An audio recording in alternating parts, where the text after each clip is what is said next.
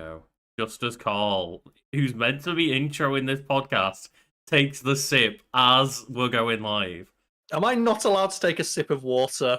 You're Isn't not this why we started this channel, Lucas? To not be under the thumb, of to not be who? under the thumb of like some sort of like tin pot dictator trying to run a channel. I mean, God, that nobody around Fact Theme was such a prick. yeah, God, and just it's one of those of like you're allowed to take a drink of water, but you're not meant to take a drink of water as you're meant to be doing the intro and starting off the podcast. Well, let's do the intro then. So, welcome one and all to another episode of the Wiki Weekdays podcast.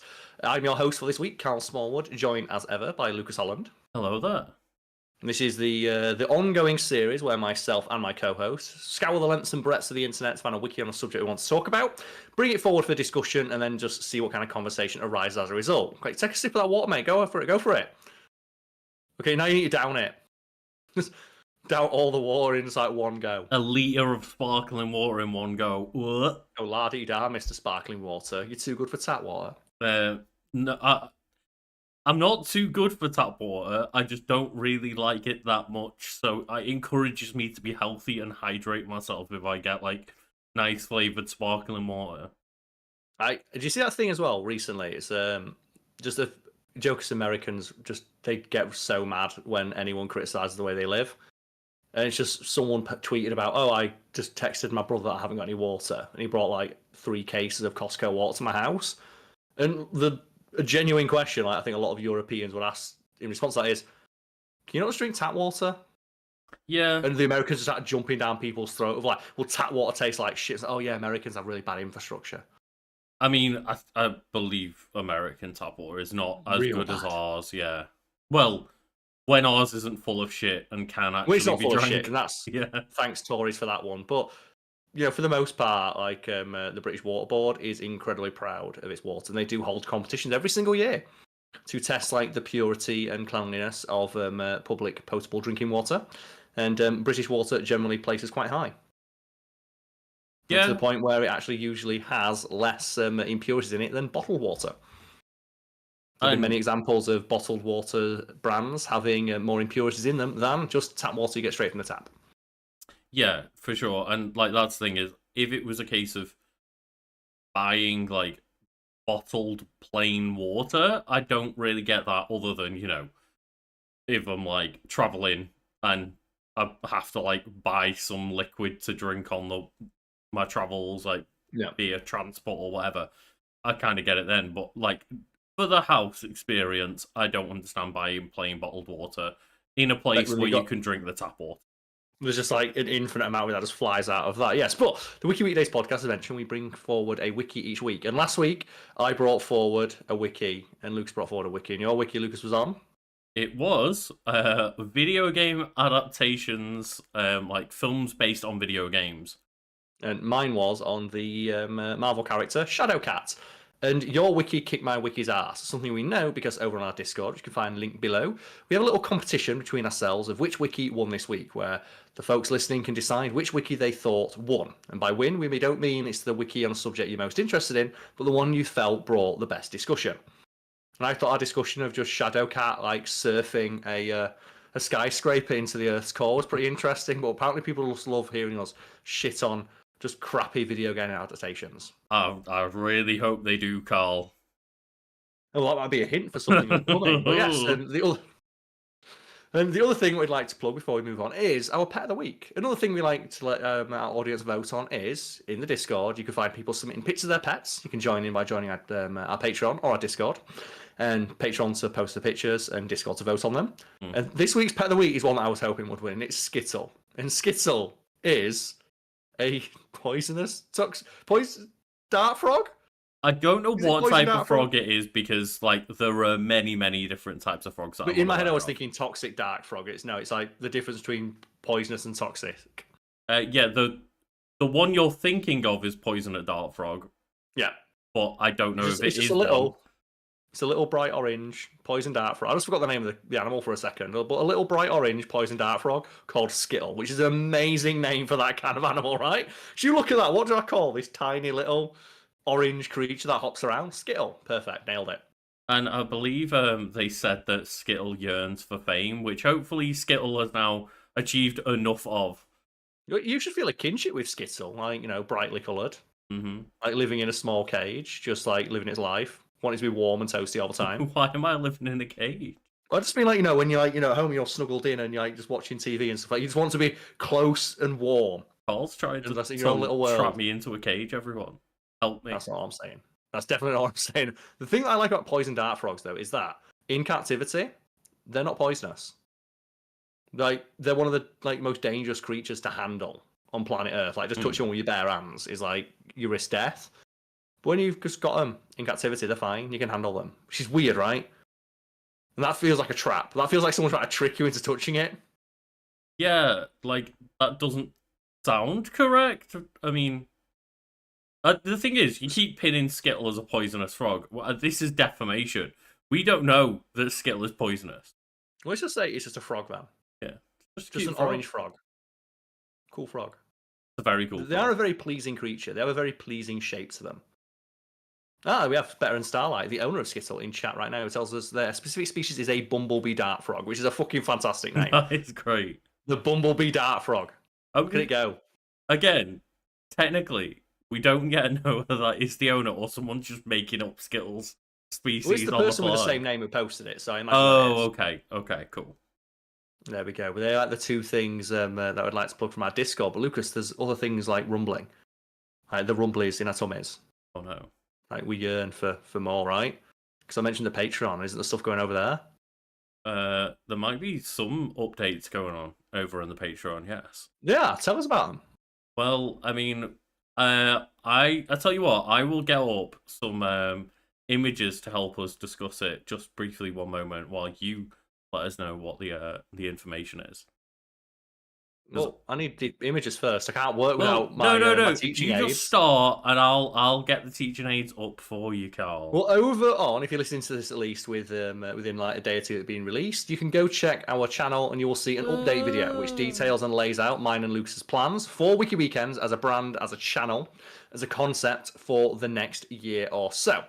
And one of the things that we'd like to do is launch an extra channel focused around gaming content, but also bring in guest stars and just create more content for the people watching at home. So I think after a year, I think it's been about 18 months now, 300 videos, we feel that Wiki Weekends as a concept has been pretty clearly defined.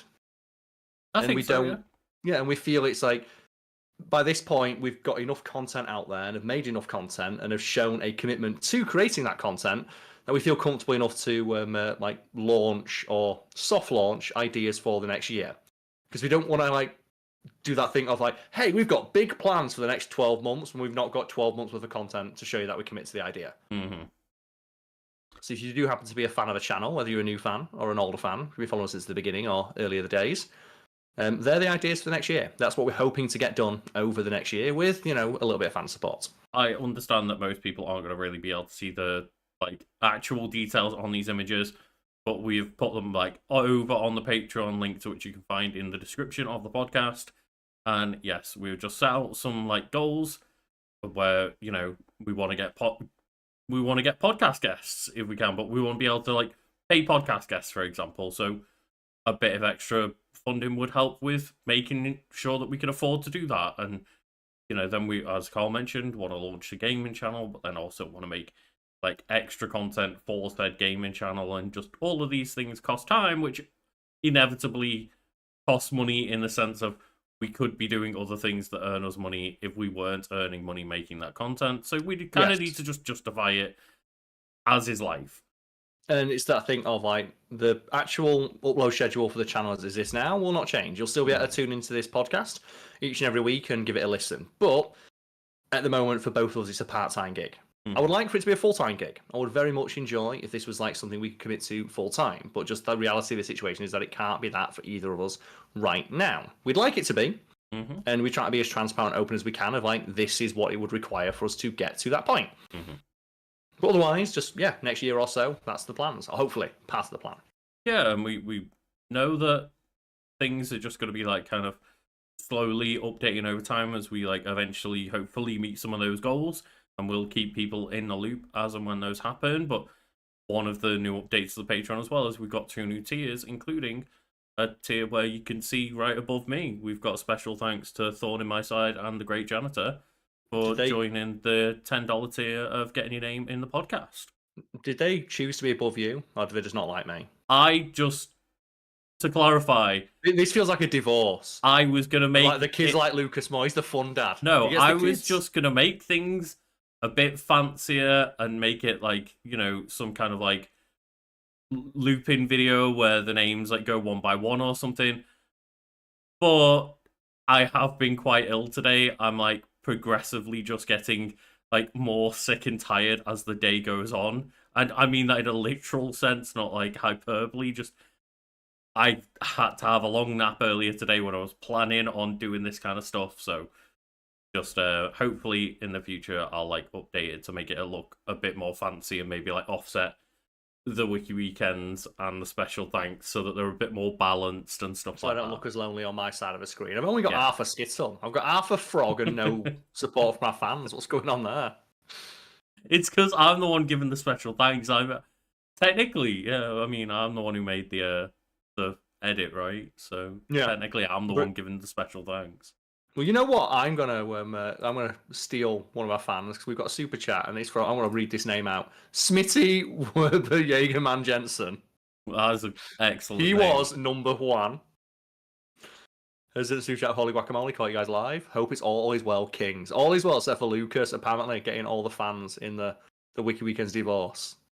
That'd be a messy. Oh man, is there a famous YouTuber out there who got divorced and that's like split the channel? Is that a thing that's happened? Oh, that's got to be a thing, right? How many YouTubers are terrible people? It went down with that Sniper Wolf person when like I think she split from her husband, right? I don't care about the internal family drama. I just want to know what happened to the channel. Yeah. Is there like a court document I can read about how they split the channel between them? There was some arguments because it was like his idea, but her channel, and he was the one who like pushed her to start doing it and stuff. And then there was the weird case with like, I don't know how it resolved, but like the whole drama with like Amaranth and her partner being like really abusive, right, and stuff like that. Which is a depressing story. Yes, and for me, it's more just it is. You know, it's valuable. It has value. You can sell a channel. You can like sell advertising space on the channel. So I do wonder if like has there been like a case of like it being decided in court how it would be split? Because how would it be split? Would it like one person gets like access to uploads every other day? Do you like when the kids visit on a weekend, you get shared custody? Like you can upload videos on a weekend, but you've got to upload for the rest of the week. Presumably, it wouldn't be split custody. It'd probably be one person kind of like buying out the like other half of the channel, right? Yeah. But it's like if one partner wants to keep a house, it's like you can buy me out of the mortgage, mm-hmm. or you know we can sell it and split the money. Yeah, that would be interesting to see. Like you know one of those things of the modern day, right? It's like when you die now, you got to apply to Facebook or your family does to tell you that you died, so they can turn your face into a memorial page. Yeah, and then what was it? Was it Apple Music that Nick Cage got in a legal battle with because he wanted to like leave his digital library in his will to his like daughter or whatever. Bet Nick Cage has a fucking massive digital library as well. So I guess when you're famous, it's like, do you want to watch this movie? It's $3. It's like, I'm Nick Cage, who gives a fuck? Mm-hmm. Then we'll just buy everything, right? Like people's Steam libraries, right? People got Steam libraries worth potentially thousands of dollars.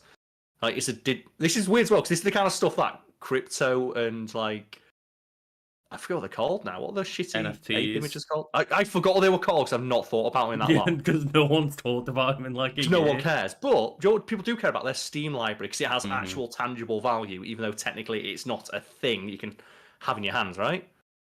No, but you know, if you've got 1,000 games on Steam, then presumably you spent at least like 200 quid on all those games. It's easy, yeah. It'd be weird, right? Yeah. So it's a fascinating concept, and something I would like to talk about more. But it's not the subject today, is it, Lucas? No, it isn't. No. We're talking about something though, video game related. We are, understanding because I think this is for the first time ever on a Wiki Weekdays, like Wiki Weekends, Wiki Weekdays content. It's kind of a sequel. We are doing like an actual part tour. And technically, we just covered a wiki page that was so long. No, That to be fair, Carl, we covered quite a short wiki page, we just but talked. we could chat shit about shit video game movies for a long time. We can indeed, and I forgot to bring props because I forgot to bring all the copies of the DVDs that I Oh, own. Well, maybe I'll get those in the break. yes, okay. I'll go grab a couple of those. But yeah, this is why I was, suggesting it'd be real awkward if my wiki didn't win for last week and just no one voted for it, because I am doing I'm a gonna listen to part it two again. to the list of films based on video games wiki, where we got partway through the list and we didn't even touch upon, like maybe the most important modern video game movie, which is the Super Mario Bros. Movie from 2023. Okay, so how far did we get on the list last time? Because you did make a note of it in like the group chat here. So we got to the Warcraft movie, I believe. Okay, so Warcraft movie, not seen it. I have not either, but obviously What a start. it's a very important landmark, I think, in terms of... What is? It's because it's the first video game movie they realised, oh, China buys video games. Because it did gangbusters in China. And I believe at the time it became the highest grossing video game movie of all time. One of the highest grossing movies of that year, yeah. Entirely based on the Chinese box office, because China fucking loves big CGI-laden Hollywood movies. And Hollywood loves making them and shipping them to China, because they're really easy to port over to a Chinese market, because you don't have to dub over the actors. And you can also film extra scenes. Unlike... that, cradle those Chinese balls. I mean, that's true, yeah.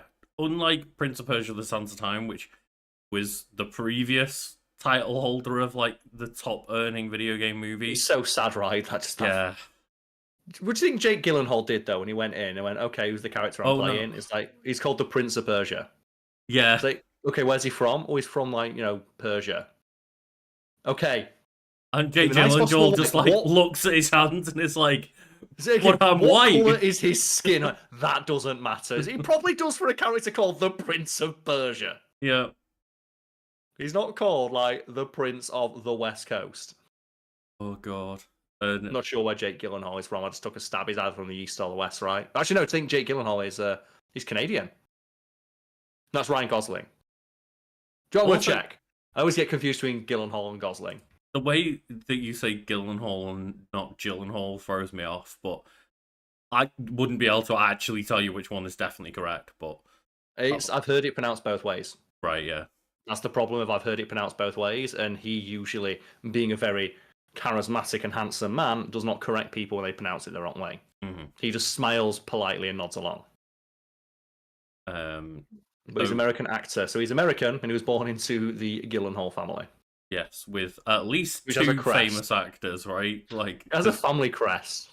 Everyone kind of forgets that Maggie Gyllenhaal, his sister, is also a famous actor. Like famously in The Dark Knight, that's what I remember her from. You know what though? Gosling's legit because he was he's from Canada and he cut his teeth on the Goosebumps show.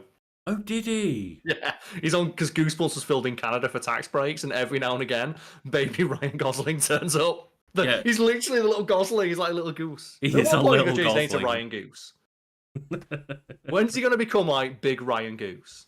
That should just be like ceremonies like a bar mitzvah or something. When you become an adult, it's like every Gosling becomes a goose when you turn like 13.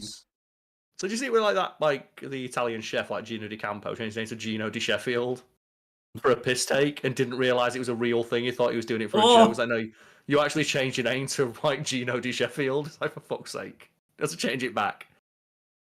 But yes, the Warcraft movie looks very good. Obviously, was based off another massive gaming franchise, and yeah, as you say, like it was the first one to really go, oh, there's China money here. Yeah, and there was other movies that did that, namely the Transformers movies. They did gangbusters on in the China. video game on side. The video game side, yeah. Yes, yeah. Like it's one of those movies where Hollywood looked at it and went, hang on a second. CGI slop does really well in China. Transformers is CGI slop, but video games, if we just do a crappy anime, not like I don't say, but if we can just funnel money into video games, especially like Warcraft, which does gangbusters in China as well. Yeah, I think like I get it's one of those of there's a lot of similarities in taste when it comes to like World of Warcraft is very popular in like America, like USA, Canada, and like East Asia as well, and then also CGI slot blockbuster movies very popular over in America, Why did they also never get a very StarCraft popular in East movie? Asia. It's baffling. Like StarCraft is like more like. Do you know when you see those pictures like esports and it's like, oh, here's like they're playing like Dota in a arena. Hmm. Before that, there was StarCraft. Oh yeah, yeah. Why was there never a StarCraft movie? I know nothing about StarCraft save for the fact it's fucking StarCraft. I mean, I Sure, there's don't enough of know a story there because to make a StarCraft movie. they've tried to make like 3 or 4 different StarCraft first person shooters, so at some point there was probably a StarCraft movie in development. It baffles me. I remember when someone explained to me like StarCraft was so popular and then StarCraft 2 bombed and they couldn't figure it out. And it's like when he was explaining to me, like, imagine if they released Chess 2. Do you think anyone who plays chess would go play Chess 2? No, they're still playing chess. Because by that point it was like a solved art. Mm-hmm.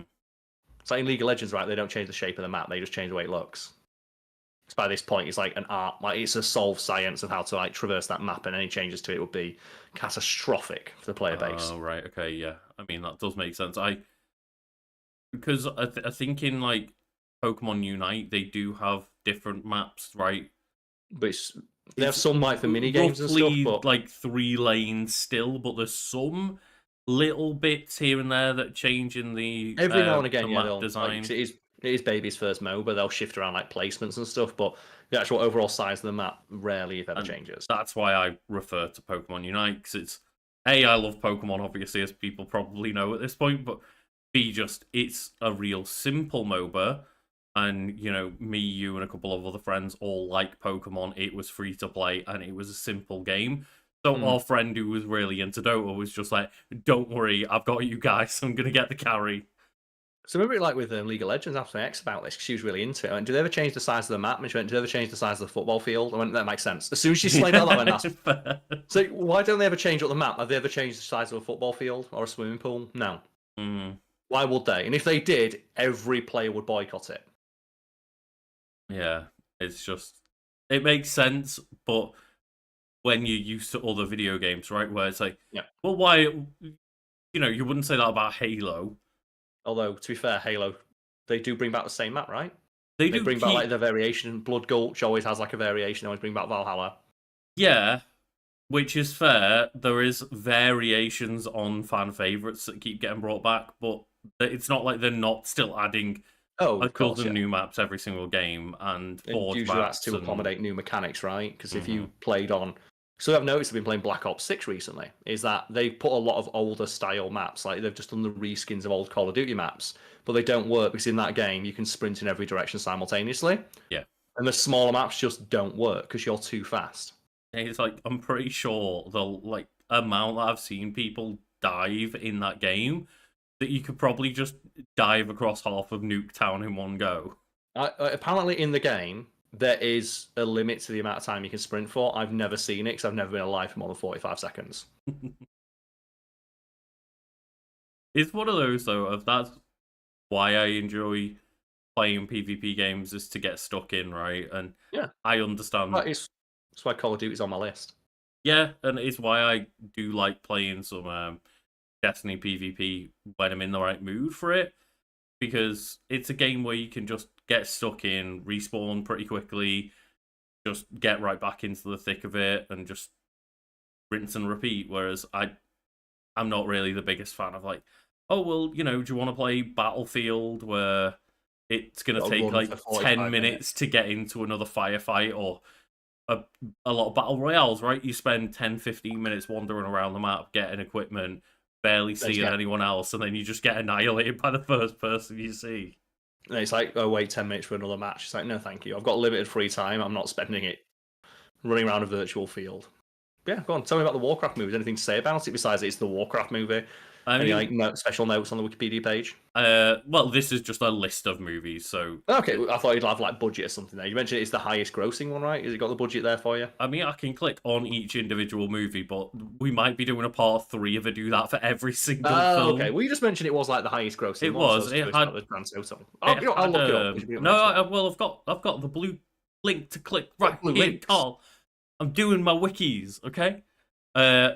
Got a budget of $160 million and a box office return of $439.1 million. Yeah, and here's the thing: as much as Hollywood will make fun of video games as not being art, they won't sniff at that money. Yeah, and a So, similar-ish trajectory for like what becomes the next highest grossing one of Detective Pikachu, which was $150 million budget and around the same amount. Like it got 450 mil, so 3 times its money back. And that's the thing, like, all these directors and stuff will talk mad smack about this like CGI slop. But as soon as they see those returns, they can be tempted back. Like Joe was an executive producer on every Transformers movie and actually convinced Michael Bay to stop making indie movies or more indie movies. Like he made Pain and Gain halfway through making the Transformers series and told him to come back and start making Transformers movies again. Alfred Hitchcock. No, it was Steven Spielberg. I was going to joke Spielberg, but Steven Spielberg was an executive producer on those movies, and they made so much money that Michael Bay wanted to start going back to like his Bad Boys roots. I want to make an action movie with actual physical stunts, and Steven Spielberg went, "Come back and make another Transformers movie." Yeah, and just curious as well. We'll obviously get to more detail of it, but okay, the Super Mario Bros. Animated movie was a budget of 100 mil. So Detective Pikachu was an extra 50% worth of budget because, hey, it's everything not... had fur. Yeah, it's not animated in, like, the sense that it's all fully animated, but it basically was, and it tried to make everything look way more realistic, right? It did indeed, yes. But what's the movie that came out after Warcraft then, into the video game movies? Well, we have just speaking of a movie I don't want to think about, Assassin's Creed. The best thing about that movie is the fact that Michael Fassbender didn't know what Assassin's Creed was, and he still climbed into the version of the Animus they had in that movie, which I prefer to the version of the Animus in the games where it's just you sit down and put like your VR goggles on. Yeah. Where it's him inside like an actual room running around, like attached to like a robo penis. Yeah, he's got like the giant Emperor Palpatine arm, right? Yeah. And I do think that's a cool interesting concept for like what the Animus should be, because that gives him the ability to be jumping around and flying, and gives the...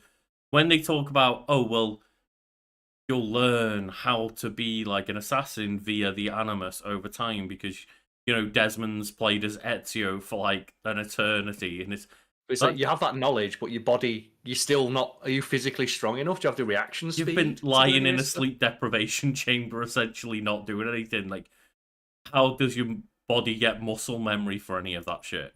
Yeah, and I always thought that was a more interesting take on the Animus than the original source material. Like, they took the source material and created something more interesting with it. But they didn't make a very interesting movie. That's the problem.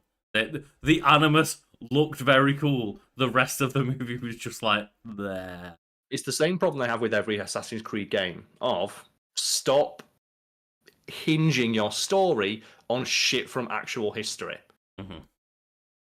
Why will they never learn? I always bring it up. The Assassin's Creed 3 DLC, where it was you work for an evil George Washington who wants to be king. I was going to say that's the King Washington DLC. King Washington, yeah. And you play alternate history. Why do they not double down on that? And it's so much more interesting. In the DLC. RPG ones since Origins, right, where they bring all like the mythology into it. Just do that anyway. It's so much more interesting. Why in the pirate one? Like, would it cost that much to put a fucking giant squid in there? Yeah, I don't think there was any kind of cracking DLC, but it would be cool as fuck if there was. Exactly, yeah. It's like you're already stretching, like, the limits of the logic of the world of, like, you can put on VR goggles and learn how to do backflips. Put a fucking Hydra in there. One thing I did find very funny, speaking of the Assassin's Creed franchise, is... Yes. I at the time of the podcast, I think it was about in the last week or so. It was the 10-year anniversary of Assassin's Creed Unity. And it's like, oh, okay, what did they do for like the anniversary of Assassin's Creed Unity, the one sent in the French Revolution? That, oh, well, they hire a female member of staff. no, they do that anyway, Carl. They updated Assassin's Creed Syndicate to get like a new gen version. And it's like, oh, so they just forgot about the game, which anniversary it was. Like, oh, it's been 10 years since this game. It's, oh, fuck that, let's update Syndicate, people like that one. It's still one of the funniest ones, because it's just where people ask, like, can we have a female hero, or like a female main character? And their response was, animating women is more difficult than animating men, in a series where your main character is covered head to toe in fabric and you never see their face. Mm-hmm. Which is the balls to go out on stage and say that when you know for a fact the opening of every single one of your games says this game was made by a diverse team. And probably no women though. But the thing is, what they're saying in that is that they don't want to make a second set of animations and etc. for the female character. Give them the same fucking animations. But what that means is that they've never considered not having a male. Yep.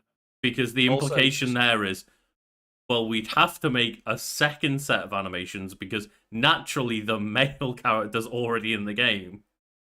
It's like, just change the model. Like, Smash Bros. Do you know, like, Wii Fit Trainer has the exact same hitbox? Regardless if you pick, like, male Wii Fit Trainer or female Wii Fit Trainer. Oh, I was They just change... You were going to say the physical model. Oh, you know, Wii Fit Trainer, did you know they have the same hitbox as Bowser? Yeah, they do. No, they have the same. Yeah, they have the same hitbox regardless of which one you pick. Could they not just do that?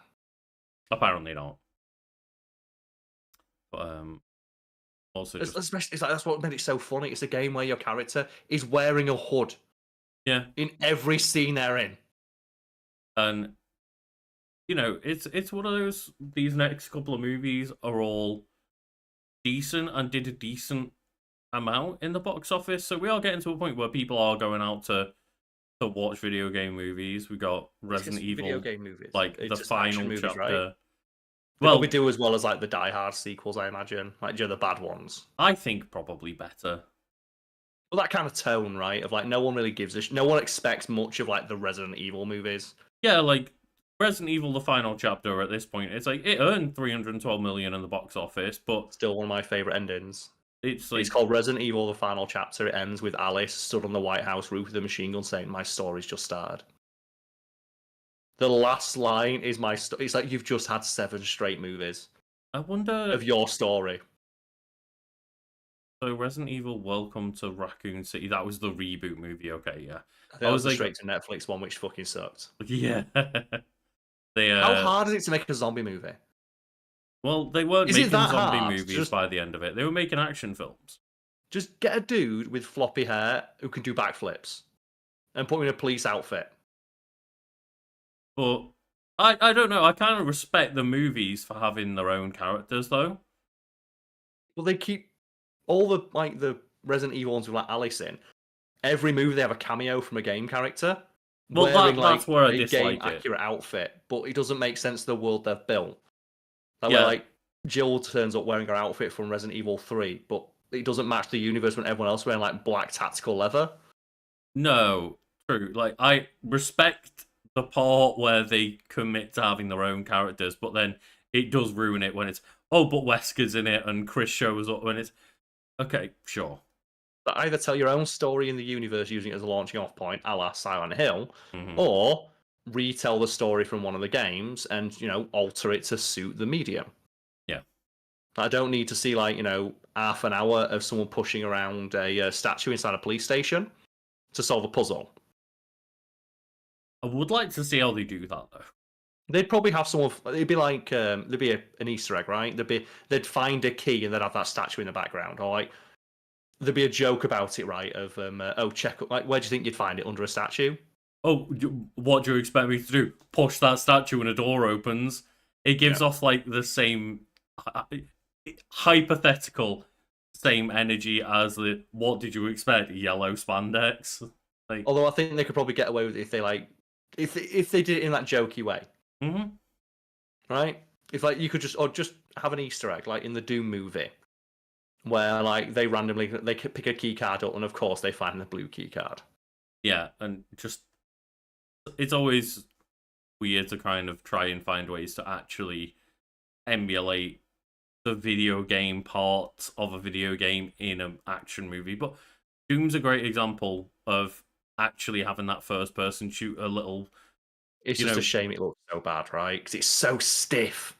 Yeah. If that came out after Doom Eternal or Doom 2016, that scene would have been so much fucking better. Because you'd have had Carl. Is it Carl Urban or The Rock who's doing the first person section? I always forget. I can't remember. Whoever is doing that, they'd have had them like ripping stuff apart with their bare hand, or it'd been more like. But it looks so stiff. But that's because what Doom was, right? Of just the. Because at the time that Doom movie came out, that the most recent Doom was Doom 3, which was the really slow, plodding one with like horror flashlight elements and stuff. Whereas if it had come out after Doom 2016, that scene would look like Hardcore Henry. Just the camera lunging forward at 50 miles an hour, ripping and tearing. Just yeah. But yeah, we had Resident Evil, as I mentioned, and then got Tomb Raider, which is a movie I keep forgetting come out. It's because they were obviously basing it on those newer Tomb Raider movies where it's her trapped on island stabbing people with an axe, which is fine, but it's the same reason I don't really have interest in those games. I don't have interest in a movie that I've seen before. I've not seen before. I've not seen a movie with a female protagonist who does backflips with dual machine guns. Not since the days like Cynthia Rothrock.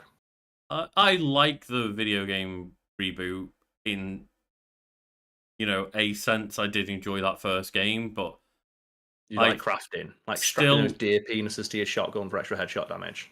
I mean, there was a time when I did still like crafting mechanics in games. Now, instant rafting. I hadn't yet hit that wall of like, not every game needs this. I was still I think by the time that first Tomb Raider came out, it was still fine to have those in games, but now it's wearing very thin for me. They could have done to make that like Alicia Vikander Tomb Raider movie interesting. Have moments where she fucks up, and then they just restart it. See, I haven't seen the Tomb Raider film because again, every review was like, "This is fine. There is no reason to go watch this movie, though." Yeah, it's a fine action movie, but there's better action movies out there. Yeah, the CGI is fine. There are better looking movies out there with CGI spectacle. And the characterization is fine, but there are better movies out there with a female main character, like the one with Angelina Jolie in it. It was one of those things where, as we say, the worst thing that you can do is be absolutely mediocre, and it was in every regard from the sounds of it. Yeah, because it's not bad in a funny way like Street Fighter. It's not, good in a standout way like the Detective Pikachu movie. It's a middling action movie, and I've seen hundreds of those. And do you know what would have maybe been better as a movie that was so bad it's good? What's that? Was the next movie Rampage, which is starring Dwayne "The Rock" Johnson, and it is based off the video games Rampage, which are like old Midway games that I'd never heard of. Do you know what? That could have worked if they'd have cast anyone but The Rock, because that was right in the middle of when The Rock was in everything, and you got that screenshot of like, these are screenshots from 4 different movies. It's The Rock wearing the same outfit and having the same facial expression in 4 different movies. I think it came out almost around the exact same time Jumanji did. And San Andreas. Yeah, which the Brad Payton, who was the director of Rampage, made Rampage just after, a couple of years after San Andreas. Yeah, and it was in that era where people were like, I'm sick of the fucking Rock and everything. Any other actor in that film would have been great. Pick someone who's like, got a sense of humor about it, because The Rock can't tell a joke. Maybe he wasn't the wrong choice though, because it made $428 million at the box office and nearly was the most profitable video game movie ever. It was fun. It's just every moment with him in it is just really dire. It nearly Rampage, the movie that people like, I swear to God, don't fucking remember exists. It's the most watch this movie on a plane movie I've seen in a while. I say that about almost every Dwayne The Rock Johnson movie. Watch them on nearly planes. made as much money as Detective fucking Pikachu. Because The Rock, at that time, I said he was just at the apex of when like he was a box office draw. Yeah. But now he's not, and now it's kind of a joke, isn't it? Of like he had that new movie like Red One or something. Oh yeah. But he was talking about how he went and sat in James Cameron's seat in an IMAX theater to get the full feel of what IMAX is supposed to be, and it's like he got 3 out of 10 and made like 20 million on its first weekend. It's like you go The Rock. And also, apparently, they paid him a shit ton of money to be in that movie, and he just made the entire shoot a disaster because he just kept not turning up for filming and stuff.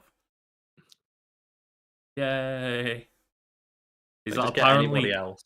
That was the real turning point where everyone just outright said he's shit to work with, and it's like okay, fair. And then we've got Dead Trigger, 151,000 at the box office. Never heard of Dead Trigger, the film or game, but yeah, sure. It probably made enough, right? It's probably based on some obscure video game thing. It doesn't even have the budget listed here, so I imagine it didn't make any money.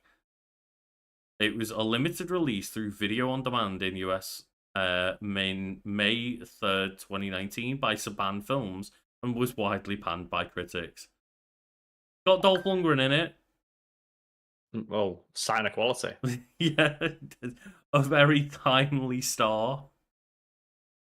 Dolph Lundgren in 2019. Yeah, probably gave pretty cheap, right? A lot cheaper. They got him for what is it now? Kindergarten Cop 2. Yeah, he's certainly a lot cheaper than The Rock would have been in 2019. But did you know what? Put him in Rampage. Put Dolph Lundgren in Rampage. Why not? Fucking hell. Rampage 2 starring Dolph Lundgren. And then 2 back-to-back, I'd say. Like, I was about to say bangers. Actually, I'd take that back a little bit, because Sonic the Hedgehog came out February 2020, but before that, Pokemon Detective Pikachu was May 2019. And you need to, like, everyone's talking about, well, the Sonic movie was good. It's like, no, the Sonic movie series is doing okay now. You have to remember that off the tail end of Detective Pikachu with this, like, the most immaculate rendering of a Pikachu you've ever seen, talking with Ryan Reynolds' voice, solving mysteries and saving the day, then you had horrific Monster Sonic. We did have horrific Monster Sonic, which they then fixed, and... What was the best part of that? Was it his, like the post where he had, like, really muscular thighs? Oh. Yeah, remember that one? No, I don't. The Sonic dick pic, where it showed his legs. It was after he'd been running. You could see, like, he got very tense thighs, but the picture it takes is, like, Sonic's got his dick out. I don't like any of that sentence, Carl. The Sonic movie, the first one, I'm trying to remember the name of the actor. Is it the voice of Sonic? Ben Schwartz. That's the one. Ben Schwartz and Jim Carrey do a really good job in those roles, but the rest of that movie is like, eh. It's as well. It's speaking of ego. It is a movie where you can tell the main actors in it has something written into their contracts where they had to be on screen for a certain amount of the runtime. Especially do you mean like the humans? Yeah. Yeah. In the second one, like it comes to a screeching halt, so they can have like all the live action actors on screen at the same time. It's like, where is Sonic? Yeah. But I think might just be budgetary concerns of those first 2 movies have large chunks where there is almost no Sonic in the Sonic films. And admittedly, Sonic 2, when it did have Sonic and Tails and Knuckles and Robotnik in them, when that was about them, that movie was an excellent Sonic movie. But as you say, there was just the wedding section where it's like, why are we doing this? No, I don't care. If Sonic was getting married and someone got to kiss him on his little Sonic lips, and then like apparently, you know, the Knuckles TV show was enjoyable, but was about again, it was about the human. It was about like that deputy sheriff guy, and Knuckles was kind of in it. Again, probably budget concerns, but see, if they'd have called it the And Knuckles show, that could have worked. Yeah, exactly right. Make a joke about it. He's a side character, and then everything we've seen from the Sonic 3 trailers looks like we are essentially just getting everything we want. Like, they've given Shadow a gun and a motorbike. They're gonna shoot a child on screen. I They're going to bet they're play the gonna Crush do it. 40 soundtrack. It might be the first video game movie that is not scared of playing music from the game, which I don't get. I mentioned it last time. It baffles me that these studios are making this movie, and it is a series that has proven longevity.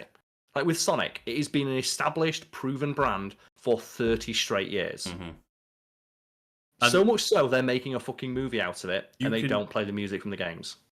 You can see over the period from going from Ugly Sonic to now, how much they've realized, oh, we need to respect the actual video game franchise, and like they are learning that lesson and leaning heavily into it at this point. It's what I don't realize with how cheap and spendthrift Hollywood is.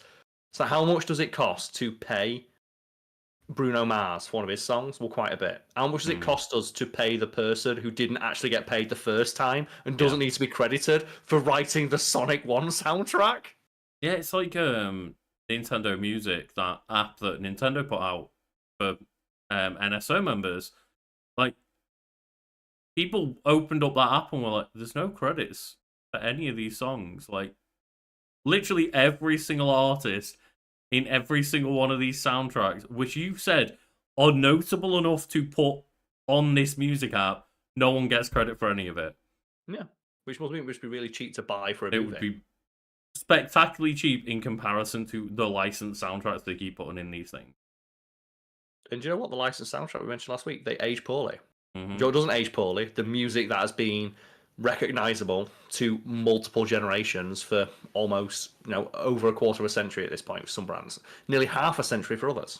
And Detective Pikachu did the same thing, right? Of like, no Pokemon music.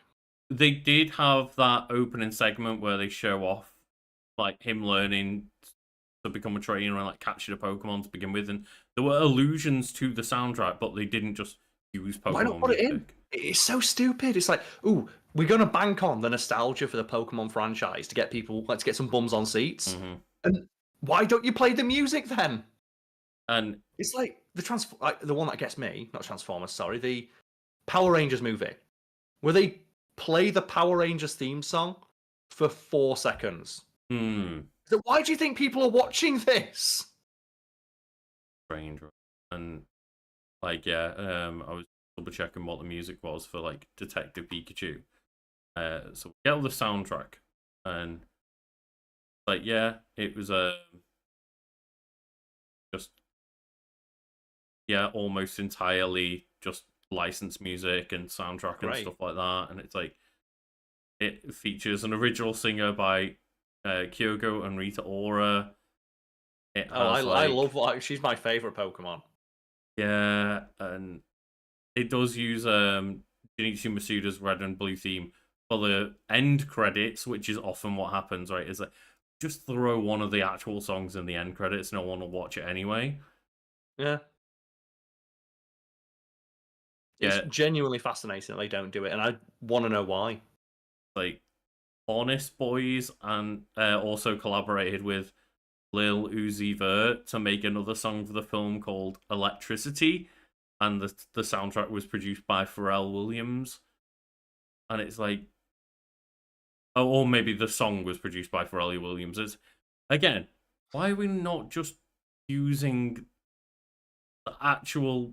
Oh, it's like, some of it was loosely based on the Pokemon franchise music. It's like, why was it not just Pokemon franchise music? If you're going to get a singer in, get them, okay, we want you to sing a song, but use the Pokemon music as the melody. Remix the Pokemon song, put it as the main melody. Right? Yeah, I know. I'm looking. It looks like every single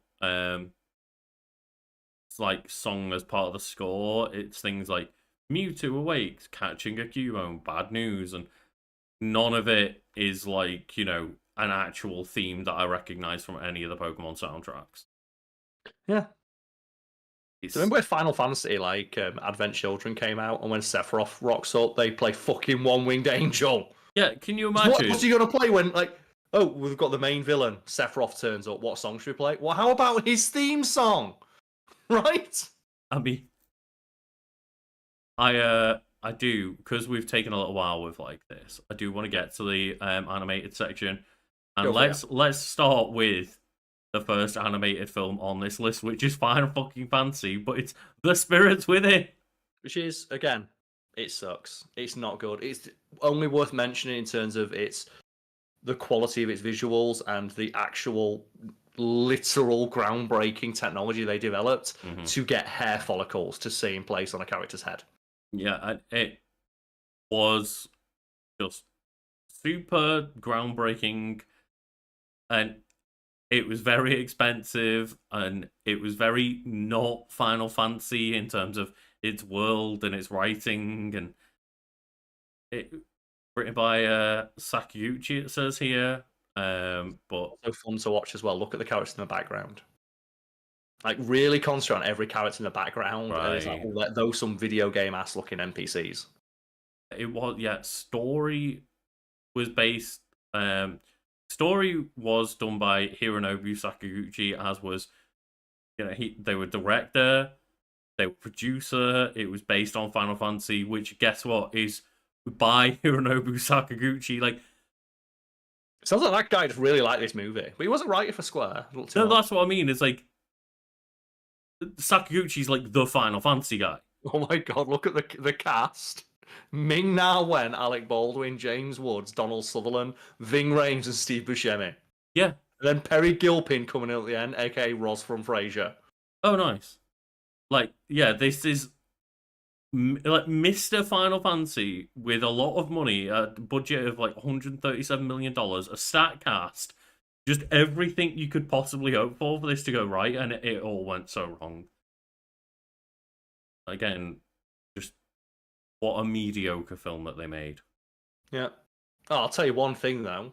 I looked it up, Lucas. The main character, Aki Ross, was very well received, and she actually appeared in Maxim's Hot 100.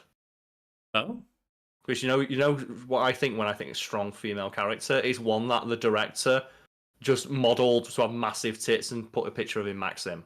I don't remember her having massive boobs in Final Fantasy Spirits Within. Well, no, she doesn't. But they did make a special render of her to send to Oh no, a Men's Interest magazine. Yeah. Is it like, oh, all of a sudden they had to just ruin it all?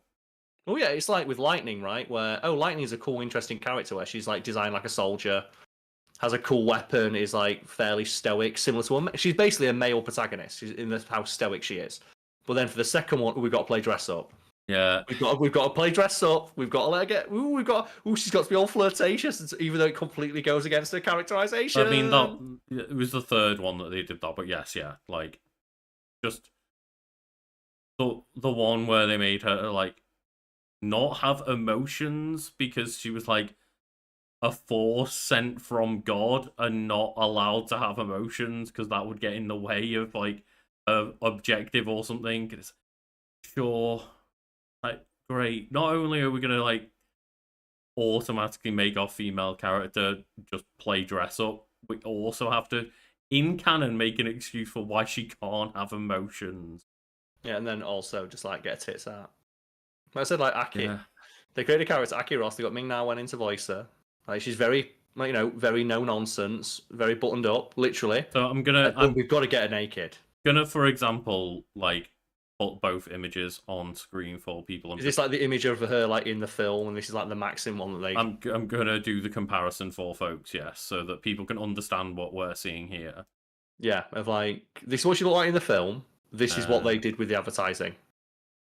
So, yeah, and it's the same descriptor I always use when it comes to stuff like this in video games, which is just simply, it is embarrassing. This is, Dr. Aki Ross as presented in the movie.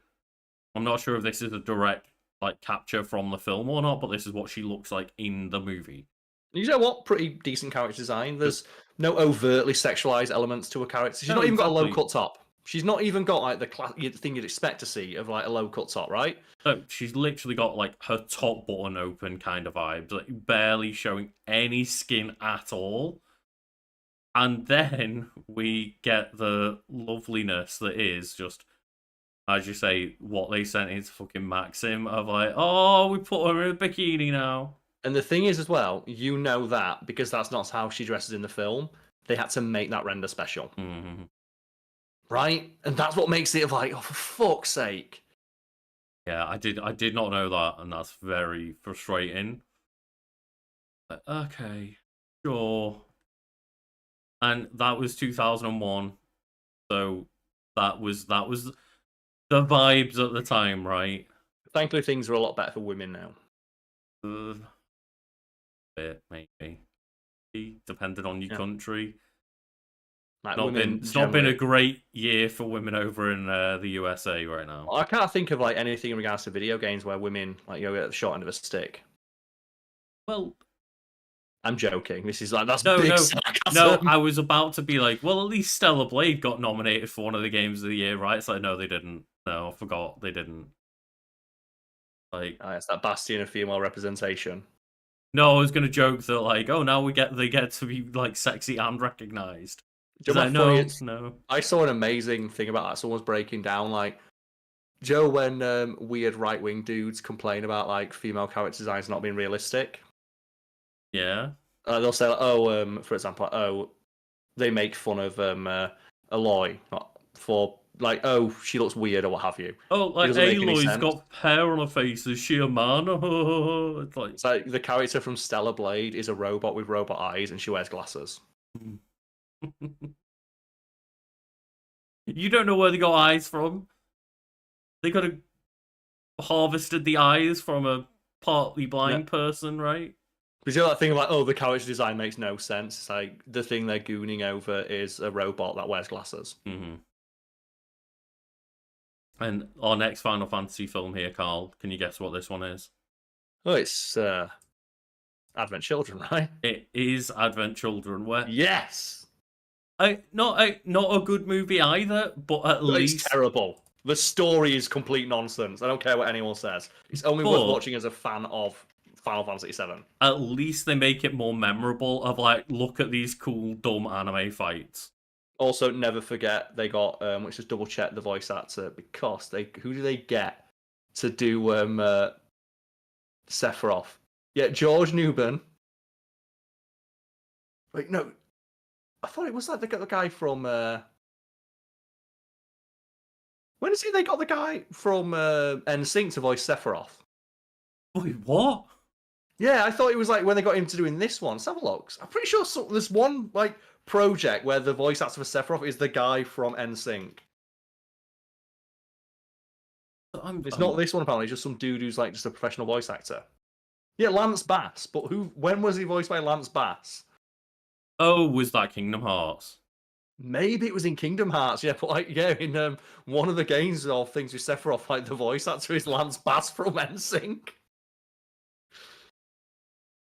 Oh dear.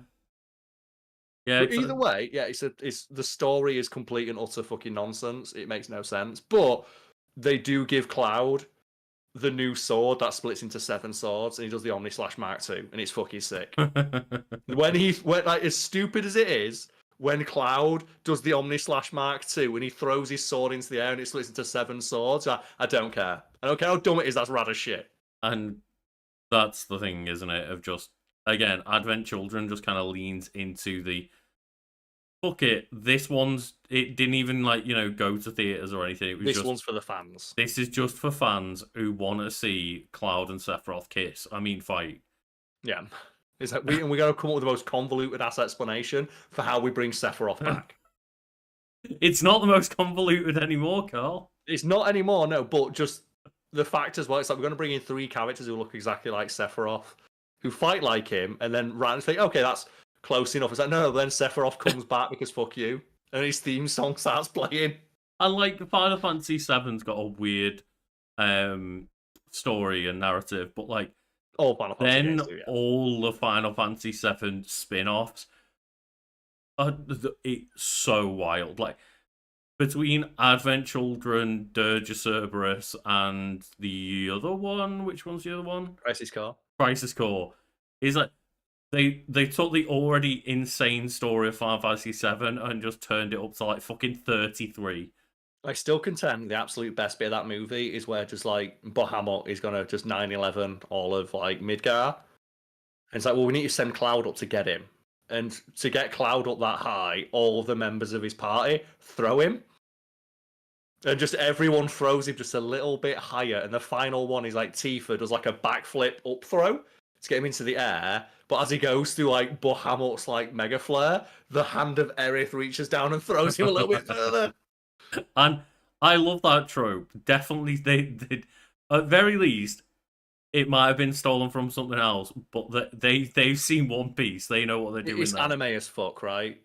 Because like the idea of like using your momentum to throw someone in midair is so stupid. There's an excellent scene where it's like in Alabasta at the end. They like need to reach the top of a clock tower, so they like just do that. Form just the ladder of anime as they just throw Luffy further and further up. And also like the fight with Cloud and Sephiroth as well. Oh wait, it's not Luffy. Maybe Zoro. I can't remember, but they do the thing in One Piece, right? Like, so when Sephiroth rocks up, what plays? One Winged Angel, but they bring in Nobuo Uematsu with his band, the Black Mages, to play a heavy metal remix. Mm-hmm. And it's the best version of that song. Just they know what they're doing when. Should we make new song? No, just make another version of One Winged Angel. Why? I already wrote the best song. Yeah. I wrote one of the best villain songs in the history of the medium. Not even of the medium. I would argue one of the coolest villain themes in all of media so far to this day. It's up there with like Darth Vader's theme, isn't it? Yeah, like the fact that it incorporates so many different elements of different musical genres across all of history. The Black Mages version, you mean, right? Where it's like not the one in the games, but like the full Black Mages orchestral version. Where it starts like the string section. You have like the big like drum, the dum dum dum dum. Like when it's actually being played by a full orchestra, and it goes through like a fucking musical history tour of different genres to make One Winged Angel like this grand epic that's like 8 minutes long.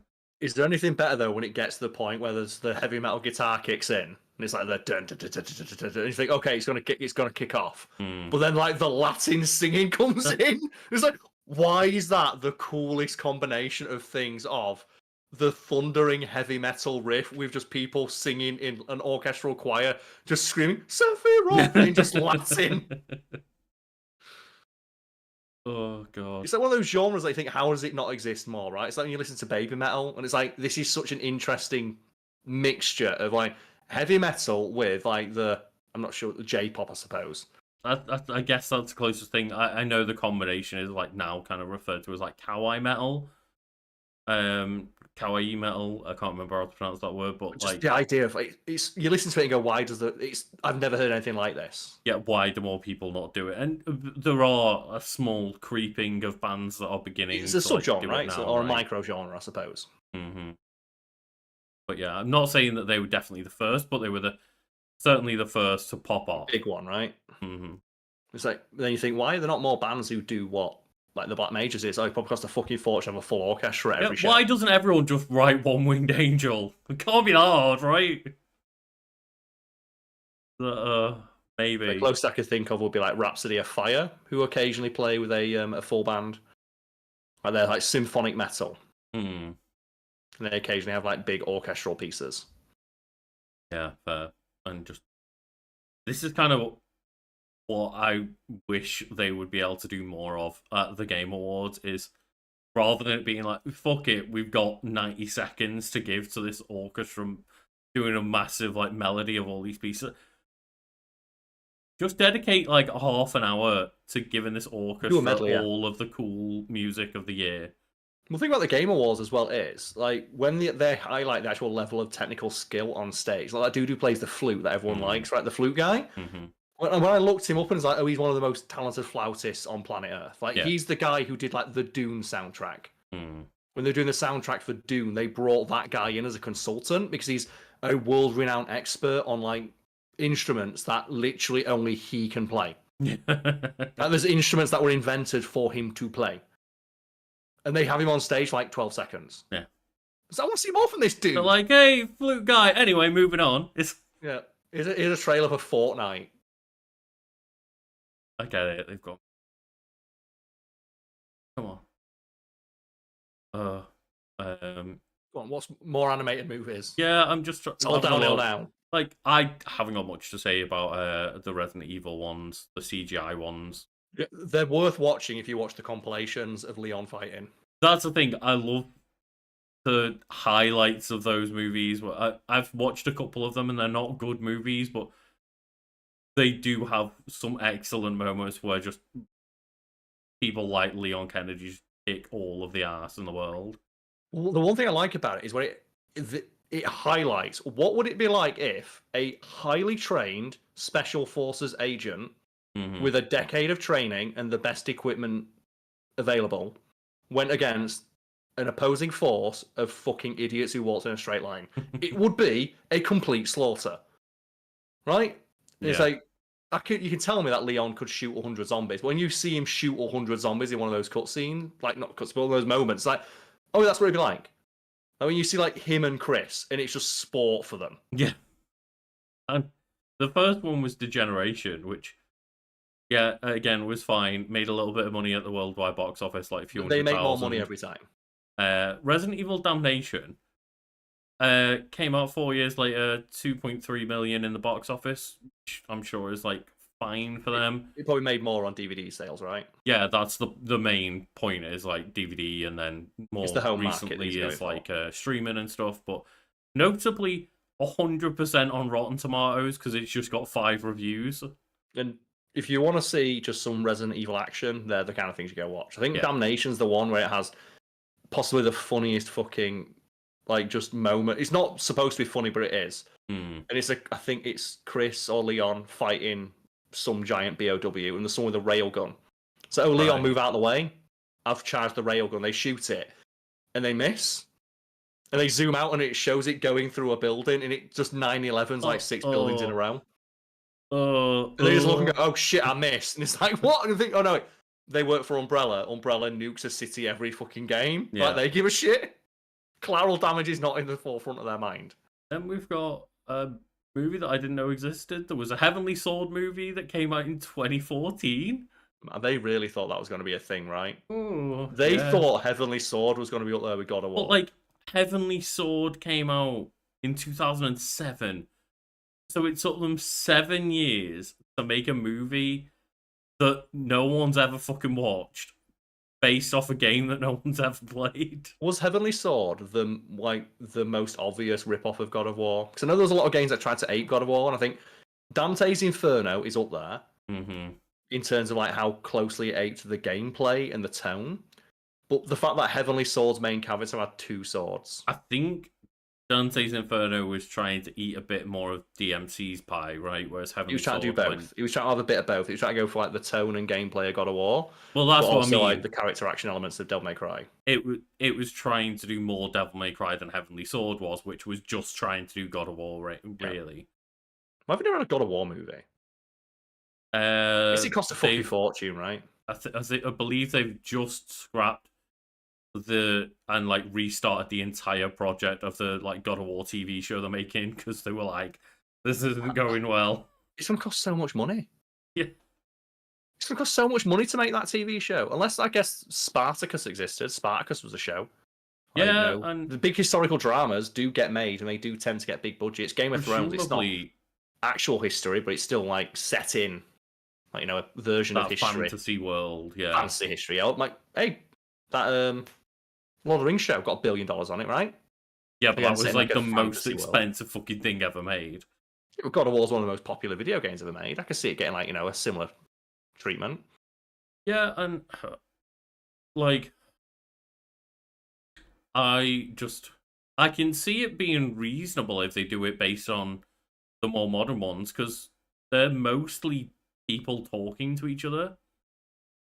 Like, spoilers for God of War 2018 and God of War Ragnarok, most of those games are just conversations.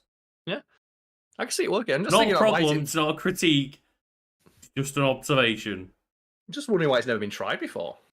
Don't And they made a Heavenly Sword one. Not even like a, don't- just a straight up, just like a tie-in animated film that's like half an hour long, just like to just bridge the gap between two of the games or something. They actually, looking back, thinking about it, this is kind of only recent when Sony and PlayStation have gotten into doing any of their stuff. Like going back through all of these movies we've gone through so far, just They thought they'd start with Heavenly Sword. They thought they'd bring out the big no, guns because first. that was exclusive to PlayStation, but wasn't a PlayStation game. That was like was that Team Ninja or something like I don't know. It sucked. that? No, Ninja Theory.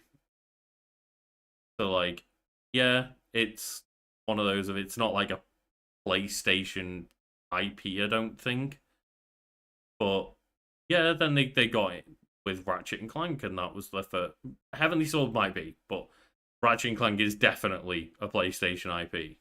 And that was a movie they made. Yeah, and it was just a weird one where they made the 2016 film, which was just a pretty basic, kid-friendly animated retelling of the first Ratchet and Clank game. But then they also made the Ratchet and Clank video game that's the video game of the movie, or tie in with the movie, that's essentially a Ratchet and Clank remake of the first game, but then told like a bit more like the story of the film, and it's a bit weird. I can see Ratchet and Clank working as a bigger movie. I can see it getting a Mario treatment. Yeah. Ratchet and Clank could do really well. I think if they put a bit more into it, then they could get a lot more out of it, because I don't. Yeah. It was kind of one of those that they just kind of put that one out pretty quietly and was like, "Here's a fun kids film. Don't pay too much attention to it." But Ratchet and Clank is a great series. It's like we don't talk about it much because it's just generally really, really good, and there's not much more to say. Like, if you like Ratchet and Clank, this is fucking sick. It's got a good cast, but it lost money. It had a budget of 20 million and made How many bolts did it make, 14.4 though? million. That's the thing. How many bolts? But listen We to need to this cast for Ratchet Okay. and Clank. Right. So for Ratchet, they pulled out for Ratchet and Clank. This is who they got. Okay. They got Paul Giamatti, John Goodman, Bella Thorne, Rosario Dawson, Jim Ward, Armin Shimmerman, Vincent Tong, Andrew Cowden, James Arnold Taylor, David Kay, and Sylvester Stallone. Okay, that's a pretty stacked cast. That's a stacked cast. For Ratchet and Clank. You know what? Maybe the budget should have reflected that cast. Yeah. Ratchet and Clank whips ass. Go on, keep going more. I didn't even know that existed. Yeah, that was just kind of it came out, didn't make his money back, and they moved on. John Goodman got paid, I'm happy. And then the Angry Birds movie, Carl. It made money. Like, I don't know how they made it into a wonder what movie, the I don't cast care. for that fucking movie was. Probably pretty stacked. It was one of those of like kids who play on their phone and go and watch this. It made 350 million. 352 million on the box office based on a budget of 73 million, so it was very successful. It had Jason Sudeikis, Josh Gad, Danny McBride, Maya Rudolph, Kate McKinnon, Sean Penn, Tony Hale, Keegan-Michael Key, Bill Hader, and Peter Dinklage. Well, Even more stacked cast than Ratchet and Clank was. Ratchet and Clank will kick the fuck out of the Angry Birds. Oh, I mean, like, in a fight, yeah. No.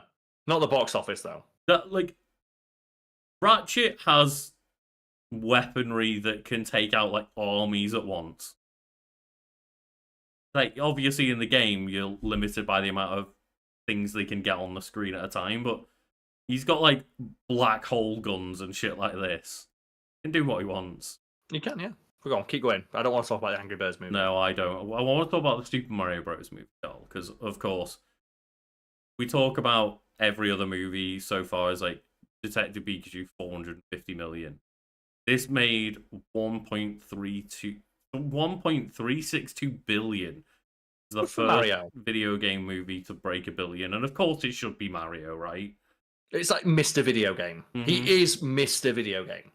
He started this. The first video game movie was Mario. Yeah. Of course, he had to come back like 4 decades later. He's like been at the gym, Yeah, he's been just like got flex and all the head. Everyone thinks I'm old. Everyone thinks I'm not with it anymore. Score like fucking 1.3 billion. Boom, done. he's been working Fuck out. you. He's got a 6-pack. He's Chris Pratt now.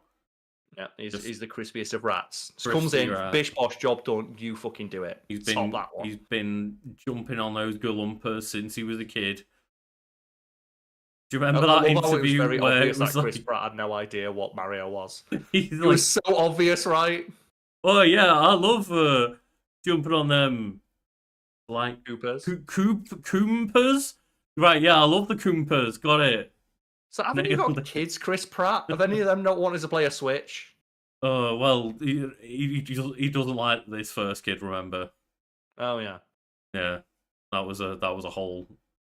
Oh, Because he's just too busy at his church that hates gay people. yeah, and he outright just said how much that he loves his second wife and second kid. I And love it's like, lights. oh, Chris, it's not a good look. Do you remember when he was playing Andy Dwyer and everyone was like, "This guy's the best. We all love him." And man, he just took a shotgun to that reputation, took it out back, and it all happened so fast. Oh yeah. It's like just everyone loved him in Guardians as well, like Yeah. and then Guardians 2 was out, and everyone was still like, "Yeah, this Crash is great." And then by the time like Super Mario Bros. Movies announced like his casting a year later, everyone's like, "Oh no, not Chris Pratt, Well, not the Jurassic World man." When someone was like, "Hey, Chris Pratt, why is your like the leader of your church just screaming like homophobic slurs during sermons?" It's like, that's not the church that I go to. And he goes, "Okay, but what church do you go to? I'm not going to tell you that one." Is it? And the fact that he wouldn't say which one he goes to means he probably goes to the one that's like against gay people, right? Yeah. Same thing for like when Trump got elected and he released everyone out, like every other members of the Guardians of the Galaxy cast and every member of Marvel did like an entire live stream of like, "Hey, vote Kamala." Chris Pratt released a statement of, "I think, look, what we need now is healing and unity." It's like, "Oh, you vote for Trump." And the fact he won't tell people is what pisses me off about. It's like The Rock. The Rock fucking voted for Trump. Yeah, he wants that tax break. That's the thing, right? Is say it, own it. I don't give a shit. Celebrities can vote who they want. Like, I honestly don't really think most celebrities endorsing one candidate or the other matters. That's not always the case. Unless it's Taylor Swift. I was going to say, there are certain people who could probably influence a lot of people, like someone like Taylor Swift. But, for the most part, I think, like, the cast of Guardians of the Galaxy telling you to vote for, who gives a shit? Yeah. But is that thing about the fact that he won't admit it? But the fact that he won't talk about it. You vote for the other one, right? And he's ashamed of it. Yeah. He won't say it, because he know it tarnishes reputation. And the fact as well, it's you know that people won't like you if you say this, but you still did it as well. Mm-hmm. And I think the good part about this movie is, like the rest of the cast did a good job, but just obviously Jack Black, again, someone who's not in the best light nowadays, but at the time everyone was like, fuck it, Jack Black's nailing it in this press tour. He's got the Peaches song. We all love Jack Black. There's nothing that he could do to ever make us dislike him, apart from, oh no. Oh, he fired his best mate and bandmate of 25 years. For making a joke. For a mild criticism of a rapist. Yeah. Cool. I get it, Jack. You need to keep making your bag and be as neutral as possible, but did you really have to, like, sell your best mate under the bus? But you just know as well, like, they went back to the dressing room and thought, that was a pretty good tour, right? And as, like, Kyle Gass was going back to the bus, Jack Black's like, no, go lie under it. He went, no, you don't get back on my tour bus, you lie under it, I'm going to run you over now. The worst part was, he laughed at that joke on stage, and Of course he did, yeah. Then went off stage and went, oh, wait. You're not allowed to do that. If I do that, and I stick to laughing at that, and not apologising, I make less money now. Okay. Hey, Jack. There's a great, like, Stuart Lee bit about it, about Top Gear. about how like every member of Top Gear is a piece of shit, but Jeremy Clarkson's the biggest piece of shit. And he talks about this moment where Jeremy Clarkson told a joke, a really distasteful joke about Gordon Brown being blind in one eye. Right. And he talks about how if you go watch the moment where that happens, you see Richard Hammond laugh about it, but then realise that, oh shit, I'm joking about someone who went blind during childhood. Right. That's not a good look. And you see him immediately just go.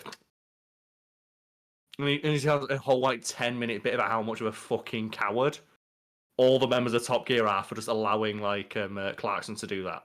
Mm-hmm. And it's just this really cathartic breakdown of like just the utter objective moral cowardice displayed by people who won't. If you're gonna laugh at it. Yeah. But own it. It's like, Jack, you thought that was funny, and you like your friend. Like, just stick by your friend and stick by the fact that you thought it was funny. These hopes ain't loyal. But it's like, but Trump wins, then I get less money. Oh. Have you seen the people who go to his rallies? Would you want them at your concert, mate? It's just, again, like generally, yeah. Just talk about someone who at one point seemed completely untouchable reputation-wise and just managed to just take like the swiftest golf club to its head. He's had a bulletproof reputation, but he can choose to take that bulletproof vest off and just throw it under the bus alongside his best mate. Live on camera as well, in HD. Well, no, again, on camera, he didn't do that. He didn't sell his mate down the river. He thought it was funny. Oh, God. That's the most frustrating part to me, is the spinelessness of it. That's what makes people annoyed, right? It's like, that's what annoys me most about it. It's, again, I don't care one way or the other. Realistically, because it doesn't materially impact my life. Realistically, it is a bit of a joke made in bad taste, right? But fuck it. Yeah. Like, Trump says things in bad taste every fucking day. It's the fact that he immediately sold his friend out to make money, which means he values the money more than his mate. And it's like, oh, come on! Next time Karl makes like any kind of joke, I'm gonna have to just be like, immediately throw him under the bus. Just put out a statement the next day. Me and Wiki Weekends as a brand, we do not stand by it. I'm cancelling the Wiki Weekends Patreon goals. Gonna take all the money for me. It's like, if anyone wishes to like contact Karl this time, he's located underneath a bus. I'm in the process of throwing him underneath right now. Yeah. What's the next one we've got? Well, the next one is Resident Evil Death Island, which I really don't know anything about. And there's the Resident Evil like CGI movies, they're all fine. That's all says they're fine. Just turn your brain off television. That's the thing. The rest of them, Karl, like we've got to look forward to, because that's movies that have not come out yet, so we don't really know. You didn't even mention the Dead Space ones. The Dead Space ones are alright. They were like straight to another video. Category. Well, they were straight to video, so maybe because they weren't released theatrically, they don't count. But like there's the two, and there's a load of, I forgot about the anime ones. There's a load of anime ones, but it's like, for example, Pokemon. There's like fucking 15 Pokemon movies listed under the anime section, but the only one worth mentioning is one where Pikachu talks. I mean, it's the only one worth mentioning because it's so fucking funny. Everyone has the wait, what? It's diabolical. I love you, Ash. What? It's like, no, put it back in the bottle. I don't want to know. But like, I consider them as movies of the Pokemon anime, not the video game of the Pokemon anime. Yeah. So that's a bit weird, but yeah. Except for the one about Red, but that was a TV show, right? But you could call it a movie if you want to like stretch them out to one. So yeah, there's a lot of other ones, but we've already, again, this wiki page, we could talk about this for 18 different parts, I'm sure.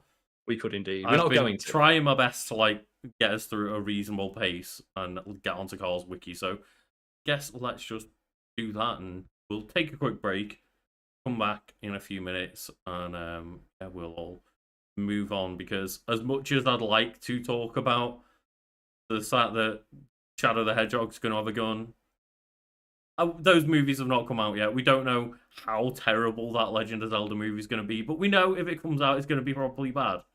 If Shadow does an entire scene like John Wick, but it's him like shooting kids, and we're like, all in, let's go.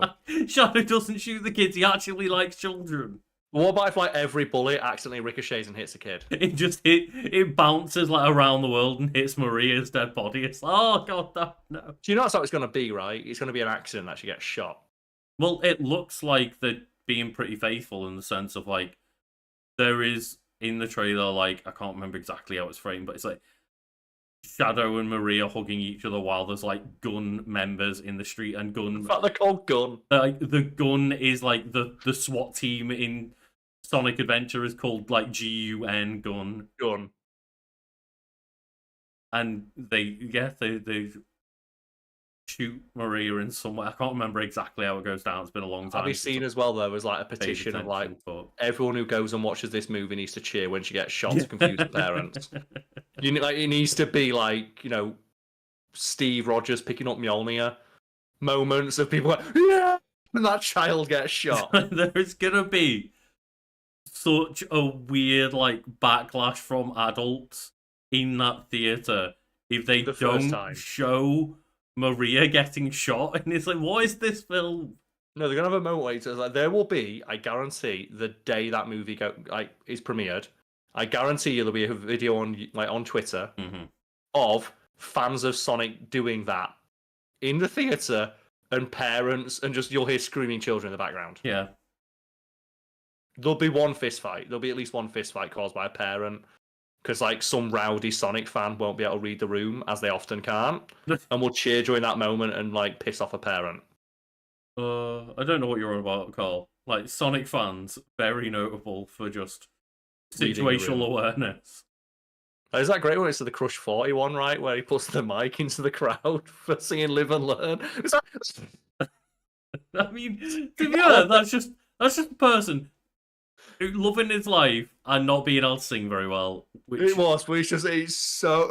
has to be Sonic, right? Yeah. It had to be a Sonic fan. Mm.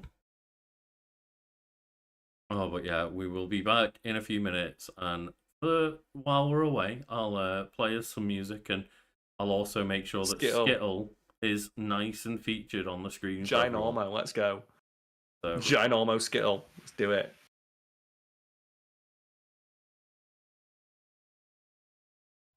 And by all means, Carl, you can go and take a break if you need to, but we'll be back in a few minutes.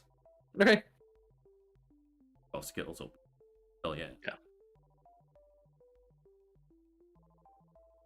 That was quick up.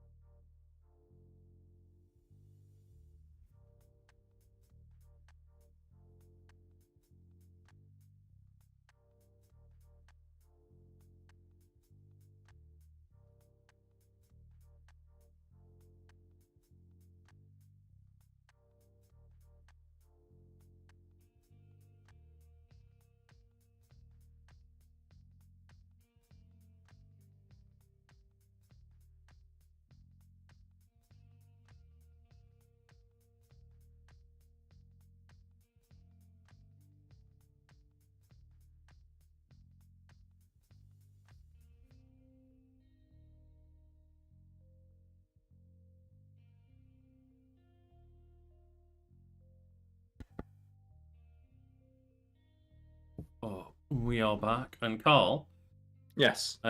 just, a bit of behind the scenes stuff here.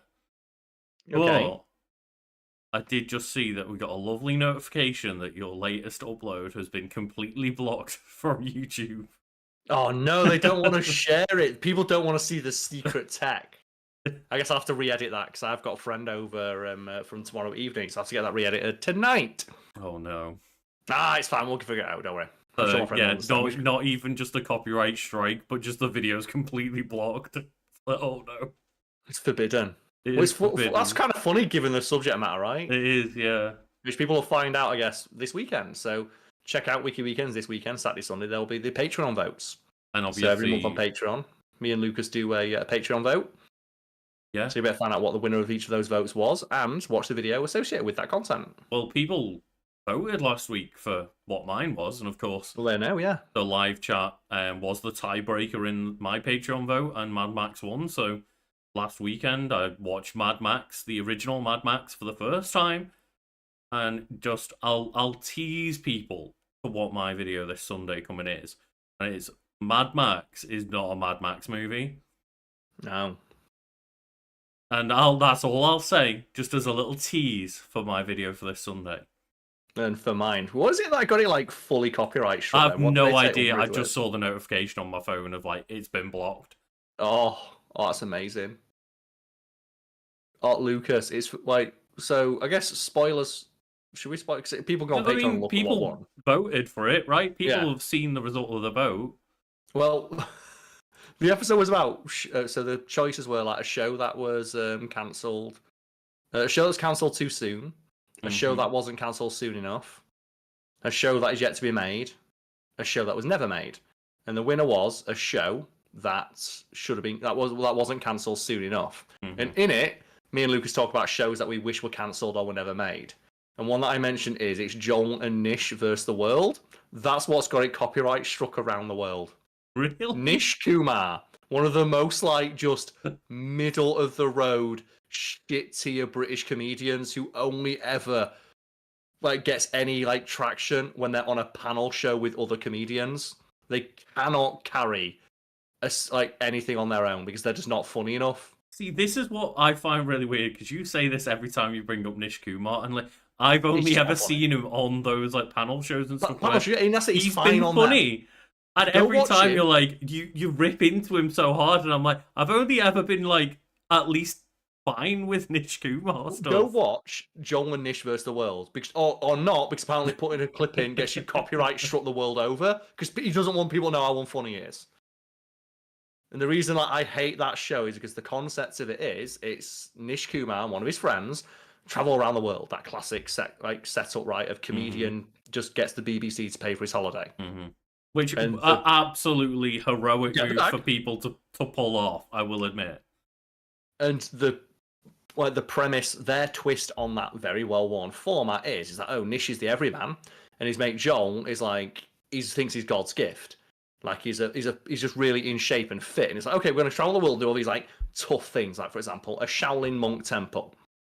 And the problem is that clearly Nish Kumar thought that he'd be the everyman that people would empathize with, where he's like, look at this idiot trying to do like cool martial arts. But in the context of visiting other countries and interacting with other cultures, it comes across as incredibly dismissive. Like it comes across as such an arsehole who's been so dismissive of these other cultures. Like one of the clip that got blocked is when they're going with the Maasai tribesmen. And the Maasai tribesmen say, oh, like, here's some goats. It is tradition that when you hunt, you find what you can and you eat it. And you don't leave leftovers because you don't know when your next going to eat. And he's like, oh, I'm not eating that shit. Right. Yeah, he takes one little nibble and is like, I don't think I'm going to eat any more of that. While his mate's just getting fucking stuck in. Like, you know what, I might have goat for Christmas this year. It's pretty nice. And it just comes across, like, again, so dismissive of these cultures that you have got a unique, almost... You've got the experience to go interact with like these cultures and do these things that nobody else on Earth really has a chance to do. Paid for by the BBC. Yeah. And you don't want to do it, and you're like an arsehole. Like, how many people can say I got to go like hunting with Maasai warriors?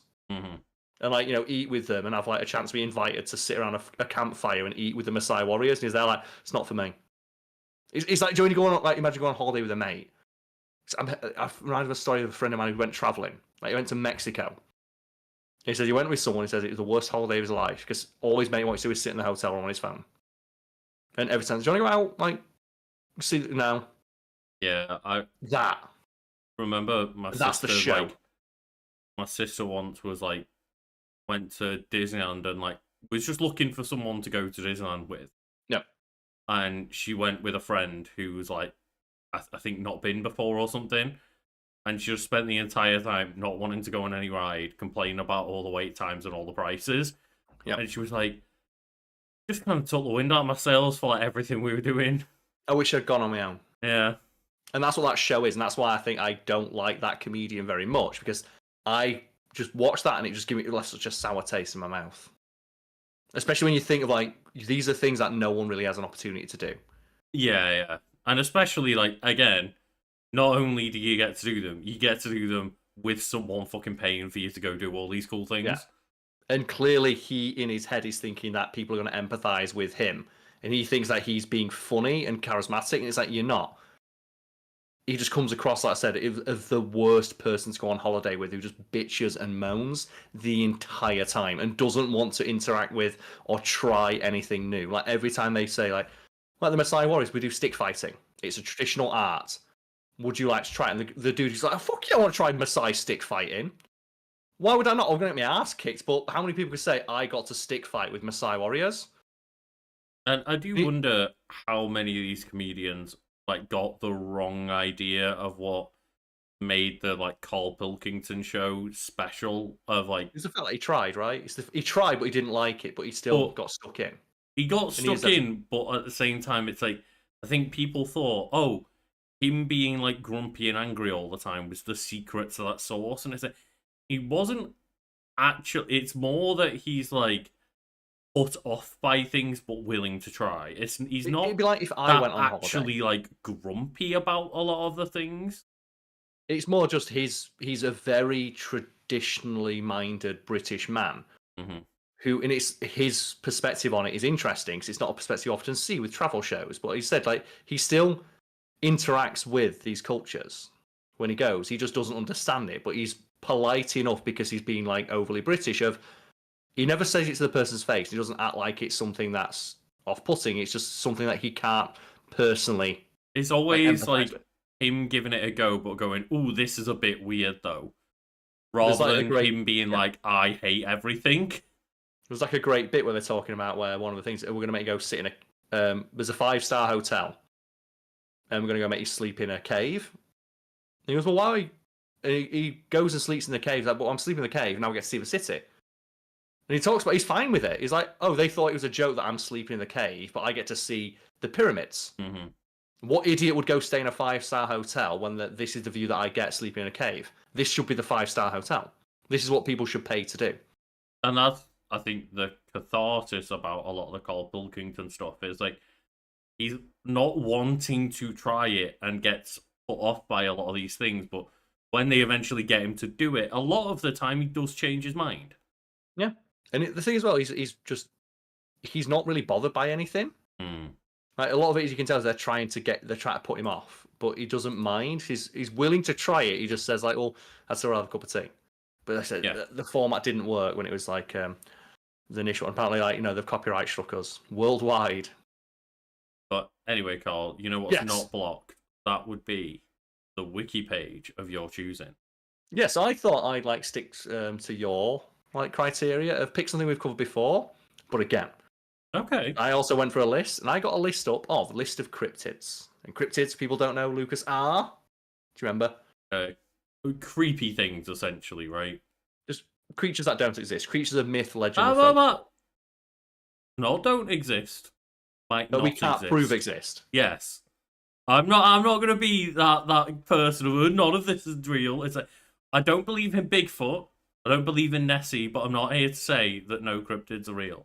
Okay, so let's put us all on the same page. Cryptids are animals that cryptozoologists believe may exist somewhere in the wild, but whose present existence is disputed or unsubstantiated by Science. Cryptozoology is a pseudoscience which primarily looks at anecdotal stories and other claims rejected by the wider scientific communities. While biologists regularly identify new species following the established scientific methodology, cryptozoologists focus on the entities mentioned in folklore, record, and rumour. Entities that may be considered to be cryptids include, but are not limited to, Bigfoot, Yeti, the Chupacabra, the Jersey Devil, the Loch Ness Monster, and the Mokolo Mbembe. I hope I pronounced that correctly. I'm a little bit insulted that Nessie's not up there. Apparently not a top tier cryptid. It was fourth one mentioned: Bigfoot, Yeti, Chupacabra, Jersey Devil, the Loch Ness Monster, and the Macaulay Mbembe. Oh, I'm clearly my tiredness is getting to me because I did not hear Loch Ness Monster in that list. Were you thrown off by my my absolutely flawless Afrikaans pronunciation? No, actually, I wasn't. Oh. I expect you to pronounce it. No, I expect you to pronounce everything perfectly in any language or okay. dialect. So that's the thing I learned about pronunciation of like African words is that you just pronounce them the way that they're spelled. There's that's the thing. There's no tricks to the African language, or I guess a pretty silly thing to say when there's multiple. But most of the languages from Africa are when they're anglicized, are very literal. Just read them as they say. So like the Makolo and Mbembe, another language might try and trick you by putting like an M before a B. It's like, no, just pronounce the M and the B. Right. It's kind of similar to, obviously, we cover a lot of Japanese things, and like, when I saw like a general like guide for pronunciation in Japanese is to do things like 2 letters at a time, like in little groups of 2 letters. Yeah. And that doesn't work for every word, of course, but is generally going to get you closer to a correct pronunciation most of the time than not. Yeah. Whereas with my African languages, there's no tricks like that. It's just read it as it's written. And then English, where it's just like, fuck it, just give it a guess, see what happens. That was the thing about it, was like when you see like news hosts and stuff like that, try and pronounce the names of like African actors, like someone like Lupita Nyong'o, where they'll act like it's really difficult to pronounce. Like, just say every letter. Mm-hmm. That's all you need to do. Just say every letter. It's not like a trick like Timothy Chalamet or something, right?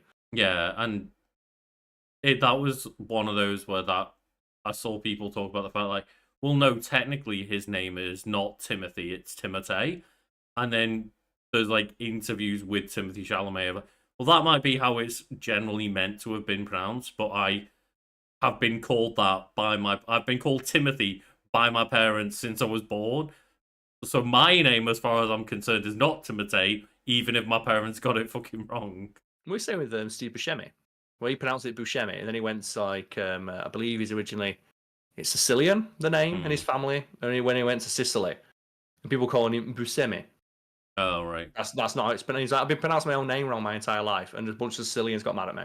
I saw one interview with Chuti Gatwa where I think like it's like him getting like roasted by his mum of like, your name's not Chuti, you're pronouncing it wrong. Like, it's like Ncuti or Ncuti, is it? Yeah, it's Ncuti. But he was just like pronounce every letter, going by Chuti Gatwa, and then his mum just called him out. Was like, that's not your name. So just pronounce every letter. But you know what? We're getting deep into the weeds of a subject that we're not here to discuss. What we are here to discuss is a list of cryptids. And do you have a favourite cryptid? You mentioned Nessie, Lucas. Is there any you particularly believe in? Because it's a topic we've covered multiple times on the channel before. So I just love like cryptozoology just as it's fun. It's not necessarily that I believe in like a specific cryptid. It's more just, well, there's a lot of things we still haven't discovered on this earth, and half of the things under the ocean should probably be classified as a cryptid. Well, weirdly enough, there's a few like that might catch your eye then. So the list here, we start with aquatic or semi-aquatic cryptids here. Mm-hmm. And they're just very simple. It tells you the name, it tells you its other names, its description, and then its purported location. And it starts with Cardborosaurus, other names Caddy. It's a sea animal for the Pacific coast of the North Americas. And it's just a sea serpent, and there's annoyingly there's no picture of it. And there's just like, surely the location for all of these should just be like under the sea. Under the sea, yes. One thing you'll notice though, one thing I'm noticing here is like when I'm going through them, a lot of these like aquatic or semi-aquatic cryptids is that a lot of them just look like the Loch Ness monster. Like Champ or Champy is a lake monster from Lake Champlain, and it just looks like a Loch Ness monster. The drawing of it is just like a little head poking out of the water. Once again, I just want to point out, like, every time we talk about Nessie, we talk about the fact that, like, it can't be that hard to find a monster in a lake. It's a lake. It's not like the ocean where it just like goes off like thousands of miles. Yeah. It's a lake. Like people are able to drain lakes. That's how we make like dams, right? We get reservoirs. By definition, there is a limited amount of water and space in a lake. You just radar the shit out of it. But we continue on with cryptid whales, and these are just like that's a subtype of cryptids where it's just big ass whales that people say they saw. This includes whales that have rhinoceros horns and other just weird features that aren't present on any whale species we're aware of, but people swear that they've seen. What about narwhals? Well, I guess that's one of the things, right? And that's the other one of and I remember hearing this, like, it probably would freak you out, right? Of what's more unreal? Like, imagine you go back 1,000 years, Lucas, and the only animal you've seen is a fucking horse and a sheep. What would be more unrealistic to you? A horse with a horn on its head, like a unicorn, or a giraffe? Like a 20-foot tall, like spotted creature with a neck that's like they can see over the trees. I mean, what would seem more unrealistic to you? Because we have never seen a unicorn, in my head it's like, well, that's clearly the more unbelievable one because we know giraffes exist. But it's like, but if both of those descriptions were given to me blind, like, of course the 20-foot tall horse with a 15-foot high neck is going to be the one that I don't believe in, right? Yeah, we go. Continue on. We've got the Dobhar Chew. I hope I pronounced that correctly because that's Gaelic. And it's also known as the king otter. It's a creature of Irish or Scottish folklore that resembles both a dog and an otter that lives in the water and occasionally comes out and gets people. Oh, it gets people. I mean, a lot of these things. Well, they all get people, right? Yeah. Another one here is the Gloucester sea serpent. Where do you think that comes from? Open Gloucester? Well, Gloucester in America. They mix a bunch of our names. Well, that's a sea serpent that goes off the Cape Coast of Gloucester, Massachusetts, or Cape Ann. To be fair, we just named everything in America all things. After us, yeah. And they just kept it for some reason.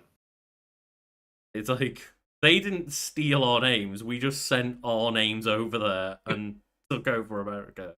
Well, then after that, we have the Loch Ness Monster. Other names include Nessie, and that's a lake monster that lives in Loch Ness. And we might have a video going up on the Loch Ness Monster at some point in the future. You just have to keep an eye out for that one. We don't know when, because there's other things going into the release date of that aren't within our after that, we have the Loveland Frog, also known as the Loveland Frogman or the Loveland Lizard, and it is a giant humanoid 4-foot tall frog from Ohio. And it was originally started life as a joke, but it got renewed interest when a policeman swore that he saw it. Right. Yeah. Okay. Sure you did. Just a 4-foot tall walking frog. Yeah, we all willed that into existence after we made the joke, right? Sure. Yep. Okay. Other one, Megalodon. And Megalodon is a thing that exists, but there are people out there who insist that it continues to exist. Oh, okay. I was like, aren't megalodons real? It's the people who insist that it still exists. And you know what? Like you said, Lucas, if the ocean is full of weird shit, maybe there is a megalodon down there. Maybe there's something bigger than a megalodon down there. How the fuck would we know? Like squids that are like 30 foot tall. Who the fuck knows what's down there, right? Because obviously squids are so hard to spot anyway, but they occasionally find like sperm whales that have got like marks on them because the squids eat whales. Yeah. And if you're big enough to eat a fucking whale, you're already pretty big. And they said, yeah, we've not seen it, but the marks on this whale would indicate that the squid that's attacking it is like 4 times its size. Yeah. And there's potentially a 50, 60 foot long squid out there. Or the other one where theoretically, because lobsters never actually die of old age, they just keep growing until they give up. They say potentially there's like city bus sized lobsters somewhere at the bottom of the ocean. That's a fucking monster. Yeah, exactly. That's EDF, right? That's coming out of the ocean to get us. Earth Defense Force, got to be called in. I know. I did like as well, speaking of, cryptids and all this shit, I did like that Was it like people from like the Pentagon or something were recently just like, yeah, we're pretty sure we saw aliens come out of the water, but But it happens every week. yeah, it's Like just every like week with someone else is like, of course, people in experimental aircraft can see weird shit in the sky. yeah, It's not always an alien. Maybe they just saw some weird shit. Like, but unidentified flying object means it's an object they couldn't identify. It doesn't mean it's always an alien. yeah, exactly. Is that I want to believe because it'd be interesting, right? It would be But interesting, yeah. I'm just like, yeah, we have had a lot of these stories, and just release the footage then. They do.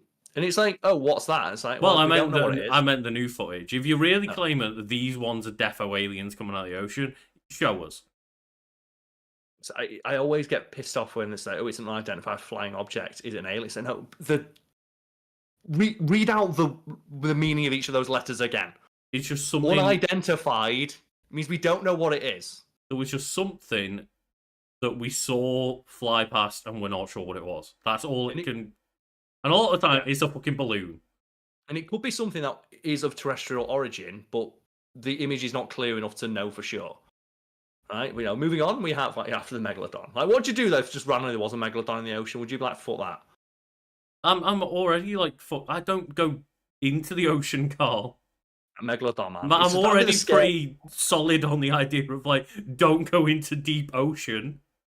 Then we have like, just one of the ones mentioned right at the start, the Macaulay Mbembe, which is in several Bantu mythologies, it's a mythical water-dwelling entity believed to exist in the Congo River basin. And it's actually kind of adorable. It just looks like, again, fairly standard for all these like lake monsters and river monsters. That's just the Loch Ness monster, right? Let's look. Like, it seems to be a pretty common shape. Like, I'll for these. Obviously get it up for people. It's actually really cute. Watching the video version, but just a very basic. Just think of a long neck dinosaur shape, and you've got all of these down, right? So I'd buy that plush. Look how cute that is. It's very cute, yeah.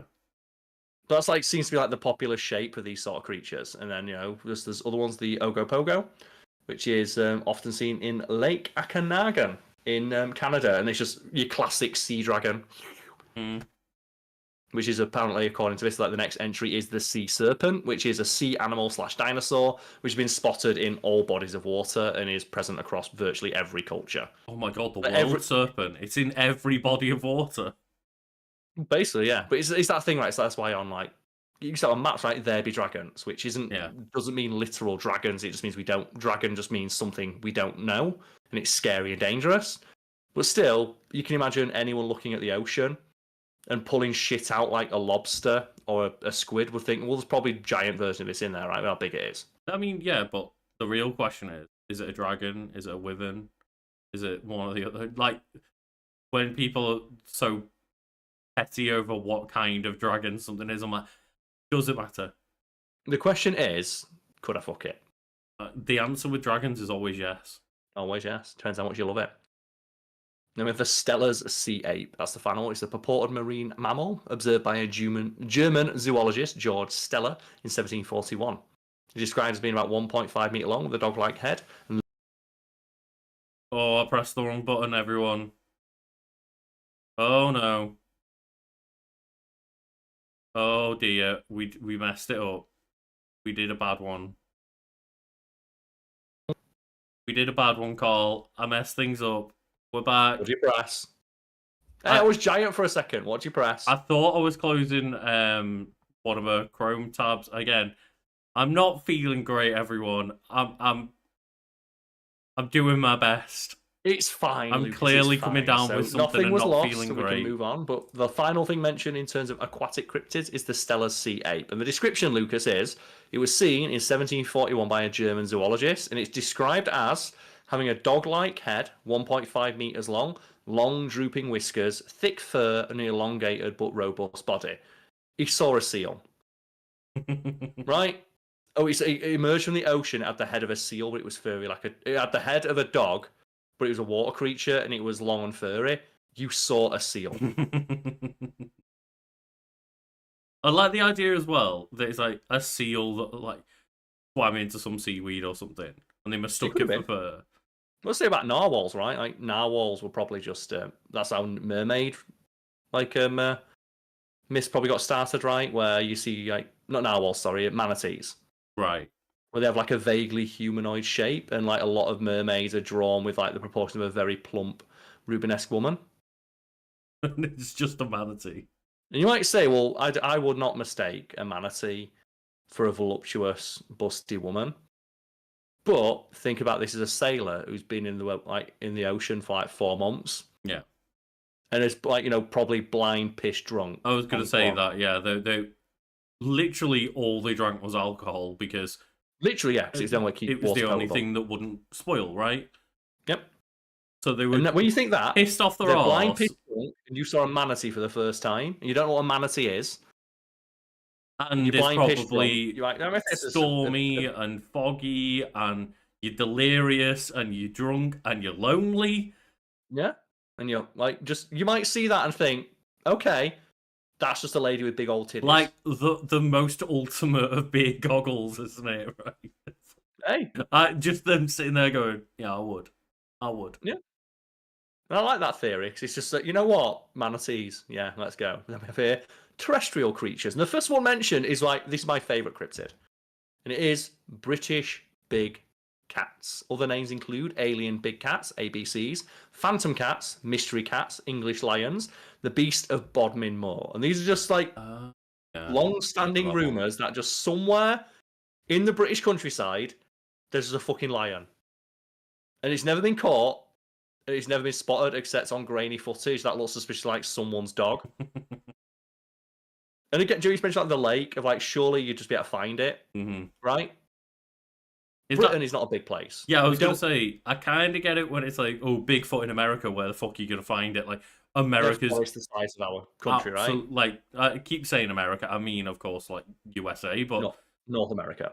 Yeah, like North America or USA. Just I get it when they're like, there's like 1,000-mile stretch of forest, and we think we saw some weird fairy man in the middle of it. Fair enough if you can't find anything, but when it's like a forest that's like a few 100 meters long. Also, as well, on the moors, where there's not really much coverage, it's like, I don't think a tiger is going to last that long. You know when you go to a zoo, and you see like a polar bear in like Doncaster, right? It was like polar bears. It's like that does not look happy. If I saw I don't think a jaguar is going to last very long in Bodmin. And that's why I love it so much. It's so, and it doesn't hurt anyone to to humour the idea that maybe there's a giant cat running around. And the next one, Luke, is possibly the most famous of the the land-based cryptids that we haven't talked about in a video yet. Okay. I'll give you a clue. Spanish. Or at least the name for it is Spanish. Would it not be Mexican if it's the chupacabra? It's chupacabra, but that's like a Spanish word. It's a Spanish word, but I've always... It might be because of like Simpsons, maybe I associate with Mexico more. And chupacabra. Yeah, well, it says it's from Puerto Rico originally, South and Central America. So it exists in the earliest reports from Puerto Rico, but there's South and Central American folklore that would describe a creature very similar to the chupacabra, which is literally Spanish for goat sucker. And it's just this weird feral man who just or man-like creature that roams around sucking on your goats. Oh, it's meant to be a man-like creature. All the images of it is just it's like a dude. Almost just like Lizard Man from Soul Calibur, just coming up and nicking your goats. Is he? I don't want to fucking mess with him. Is it called Lizard Man in Soul Calibur? Is it not just Lizard? Yeah, he's just Lizard Man. Well, speaking of which, one of the next ones is Lizard Man of Scape or Swamp. It's a bipedal lizard creature, supposedly living in South Carolina. I wouldn't question anything to exist in South Carolina. In the swamps, right? Yeah. Those swamps. What we hear, the mapinguari, the giant ground sloth. So that's people's believing that maybe there's still giant ground sloths somewhere in the Amazon. Yeah, because I can believe fossils of giant sloths that are like meters and meters high, right? Yeah. But obviously they're not meant to still exist. And again, when something's just walking around as slowly as a sloth that's 5 meters tall would as well. It'd be like, say, oh, sure, I'm sure it's something small could hide, but when it's what is it? It's the size of a fucking elephant. It's the size of an elephant. It moves the speed of a sloth. It's it can't be that hard to find. At the very least, you'd think the elephant-sized shits it left behind is something we'd find, right? Yeah. The next one, Lucas, the Mongolian death worm in the Gobi Desert in Asia. And this is a creature purported to exist that lives below the sands. Again, yeah, like I would not question that if it did exist. It's not like think that these do exist. It's that, But you could, if someone told you that it did, yeah, they found one, right? If they said tomorrow that David Attenborough was like, there's like a 5 meter long worm that lives under the sand in the Gobi Desert, you're like, sure. sure, yeah, nature's fucking weird. It's like one of my favorite subreddits to occasionally scroll through, just nature and metal, and it's There's just some weird shit. There's just a lot of weird shit out there. The one that gets me is that we have something similar to the Mongolian death worm, but it's aquatic, and it's called the bobbit worm. Hmm. And the bobbit worm is a real creature, and they're known as being like aquarium owners fucking hate these things. Hmm. So they can start like this big, and they're usually found in coral or rocks. And what they do is they can like live in an aquarium for years, and they can Right. grow to like several feet long, and they hide under the sand inside a rock. And what they'll do is they'll just like flash out of the thing and just eat a fish in like whole. And aquariums only know they have these things because they'll occasionally just find fish cut in half. And these things look like fucking monsters. They are terrifying.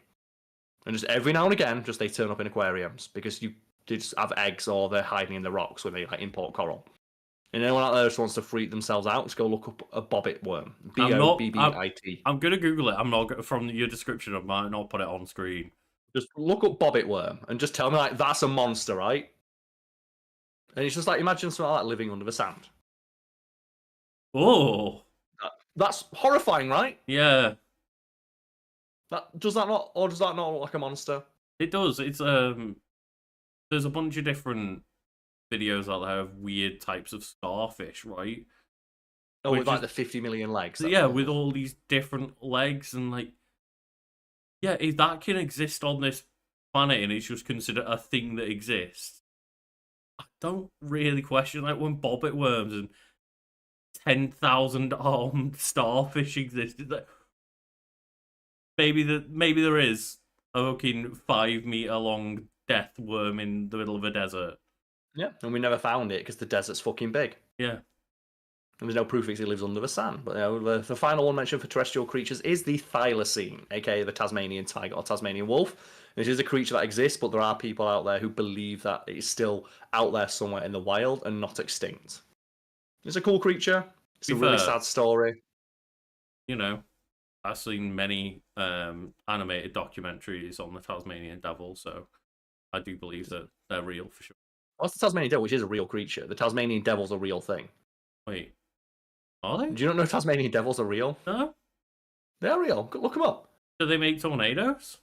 No, well, they're just like, they're like weasels. I think Oh, they remember the weasel family. They're similar to that of, I think, a weasel or like a badger. Shows something like very aggressive, very small, very compact. well, that's a bit. Okay, they look. Yeah, no, I think I have seen these before, but they don't make tornadoes, which Philip upset No. about. But the Tasmanian tiger is just a creature that did exist. Very sad story.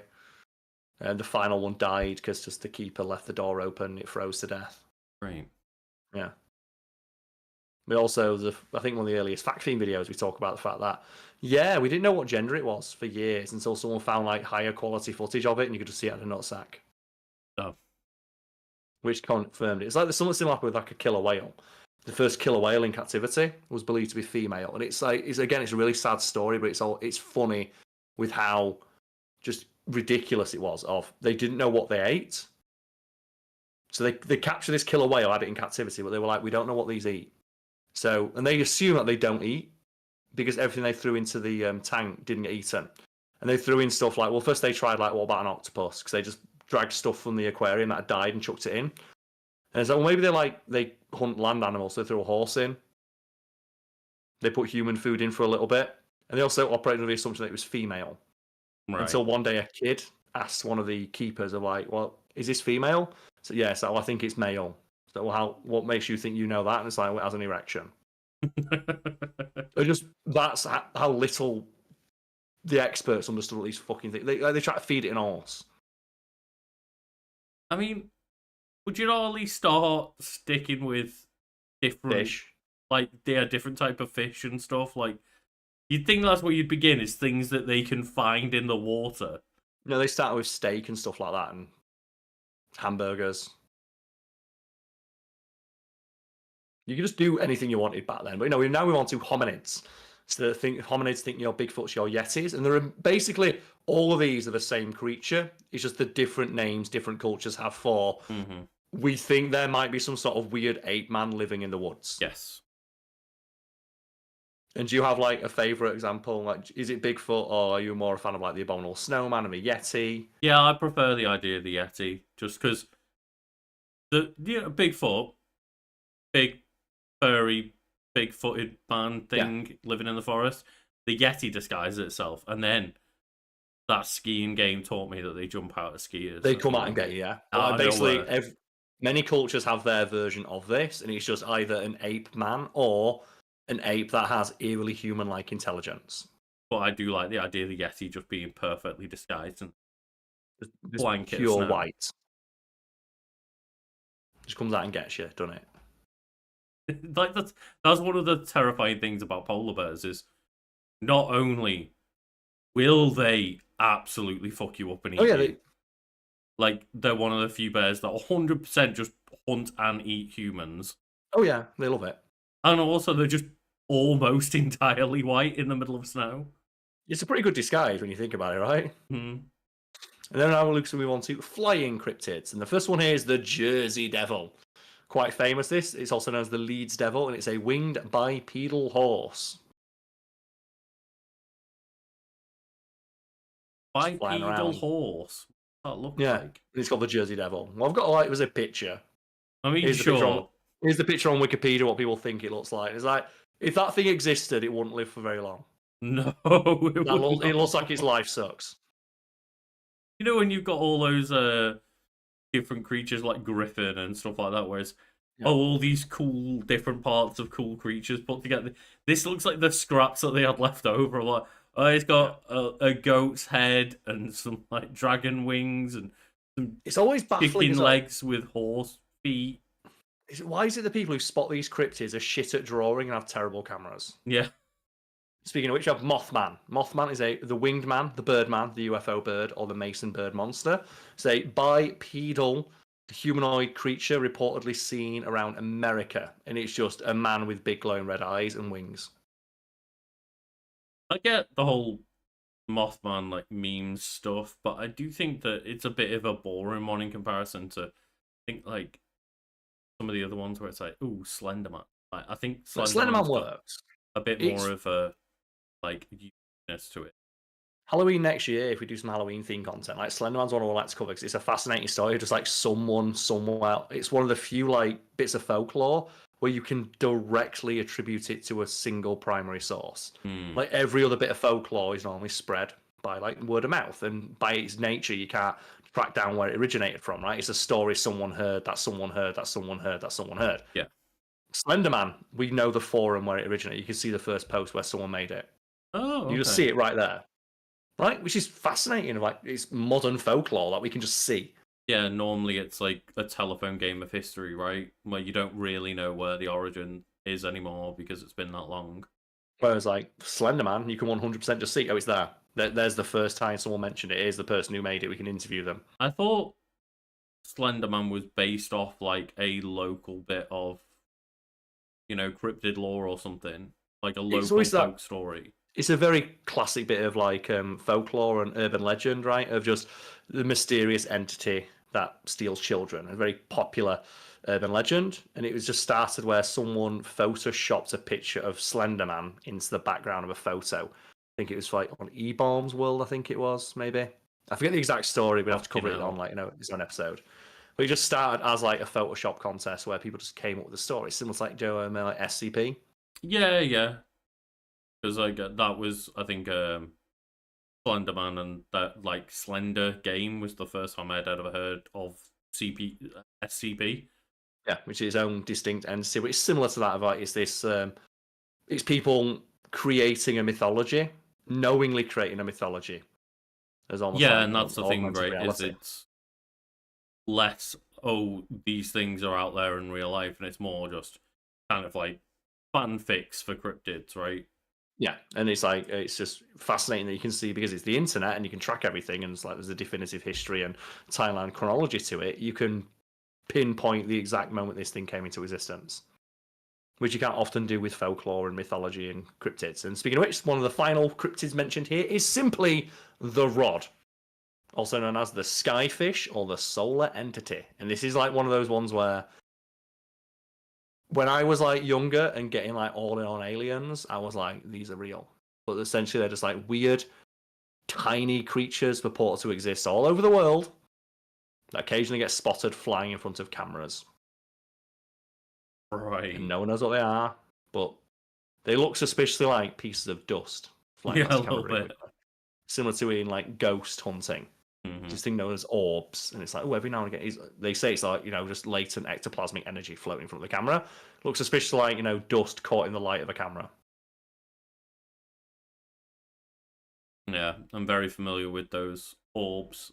When one of my friends growing up, and like, whenever they'd go like past like a dark, they had like a little small digital camera that you took around with them and like take a picture and be like, oh look, there's orbs on it. Yeah, and it's like, well, it could be the light from your flash catching a piece of dust that's floating in front of you. Definitely ghosts. Definitely a ghost. Definitely ghosts. It's weird. They only actually get definitely caught still on really poor quality. Yeah, they only get caught on poor quality cameras, right? Wild. Yeah, we definitely still can't like capture them and then on all The of ghosts those just can't be caught in HD. all those HD and 4K cameras we've got in our pocket. Like, you would never find a ghost being racist on stream. It's impossible to catch them in HD. But yeah, that's like the final one on there that's worth mentioning. Mm-hmm. The cryptids. Or the And it's ones just an not worth interesting mentioning. subject. Because that What's implies that there's ones worth not mentioning. Well, just a couple of, like I said, the 8-man ones. It's just a list. Here's all the different regional names, Yes. and they're all essentially the same thing of, we think there's a weird monkey man running around the jungle. But another thing I have for Halloween next year is a list of urban legends, and that's like some similar popular urban legends and a few like stranger ones. Oh god. Yeah. I'm gonna have to wrap this up, and I think I'm really flagging, so I think like weird because I'm gonna be telling audio listeners that the audio version might have to wait till tomorrow to go up, but they won't know. They're gonna be until listening to that like, listen wait, it. I'm listening to it now. Like, yeah, but I'll add like chapters and do the edits and stuff a bit later. I'm out of it, so all like the behind the scenes editing stuff will just have to wait a little bit for anyone watching this. Like closer time release. Yes, thank you to everyone watching, and we'll see you all next time. Let us know which wiki you thought won this Oh, week. one note I forgot though. Next week, not going to be live. I'm going to be working, so it's just going to be from now on a week by week basis of if I'm not working, we can do it live. If I am working, we'll pre-record it. Unless somehow we get like $3,000 by next week.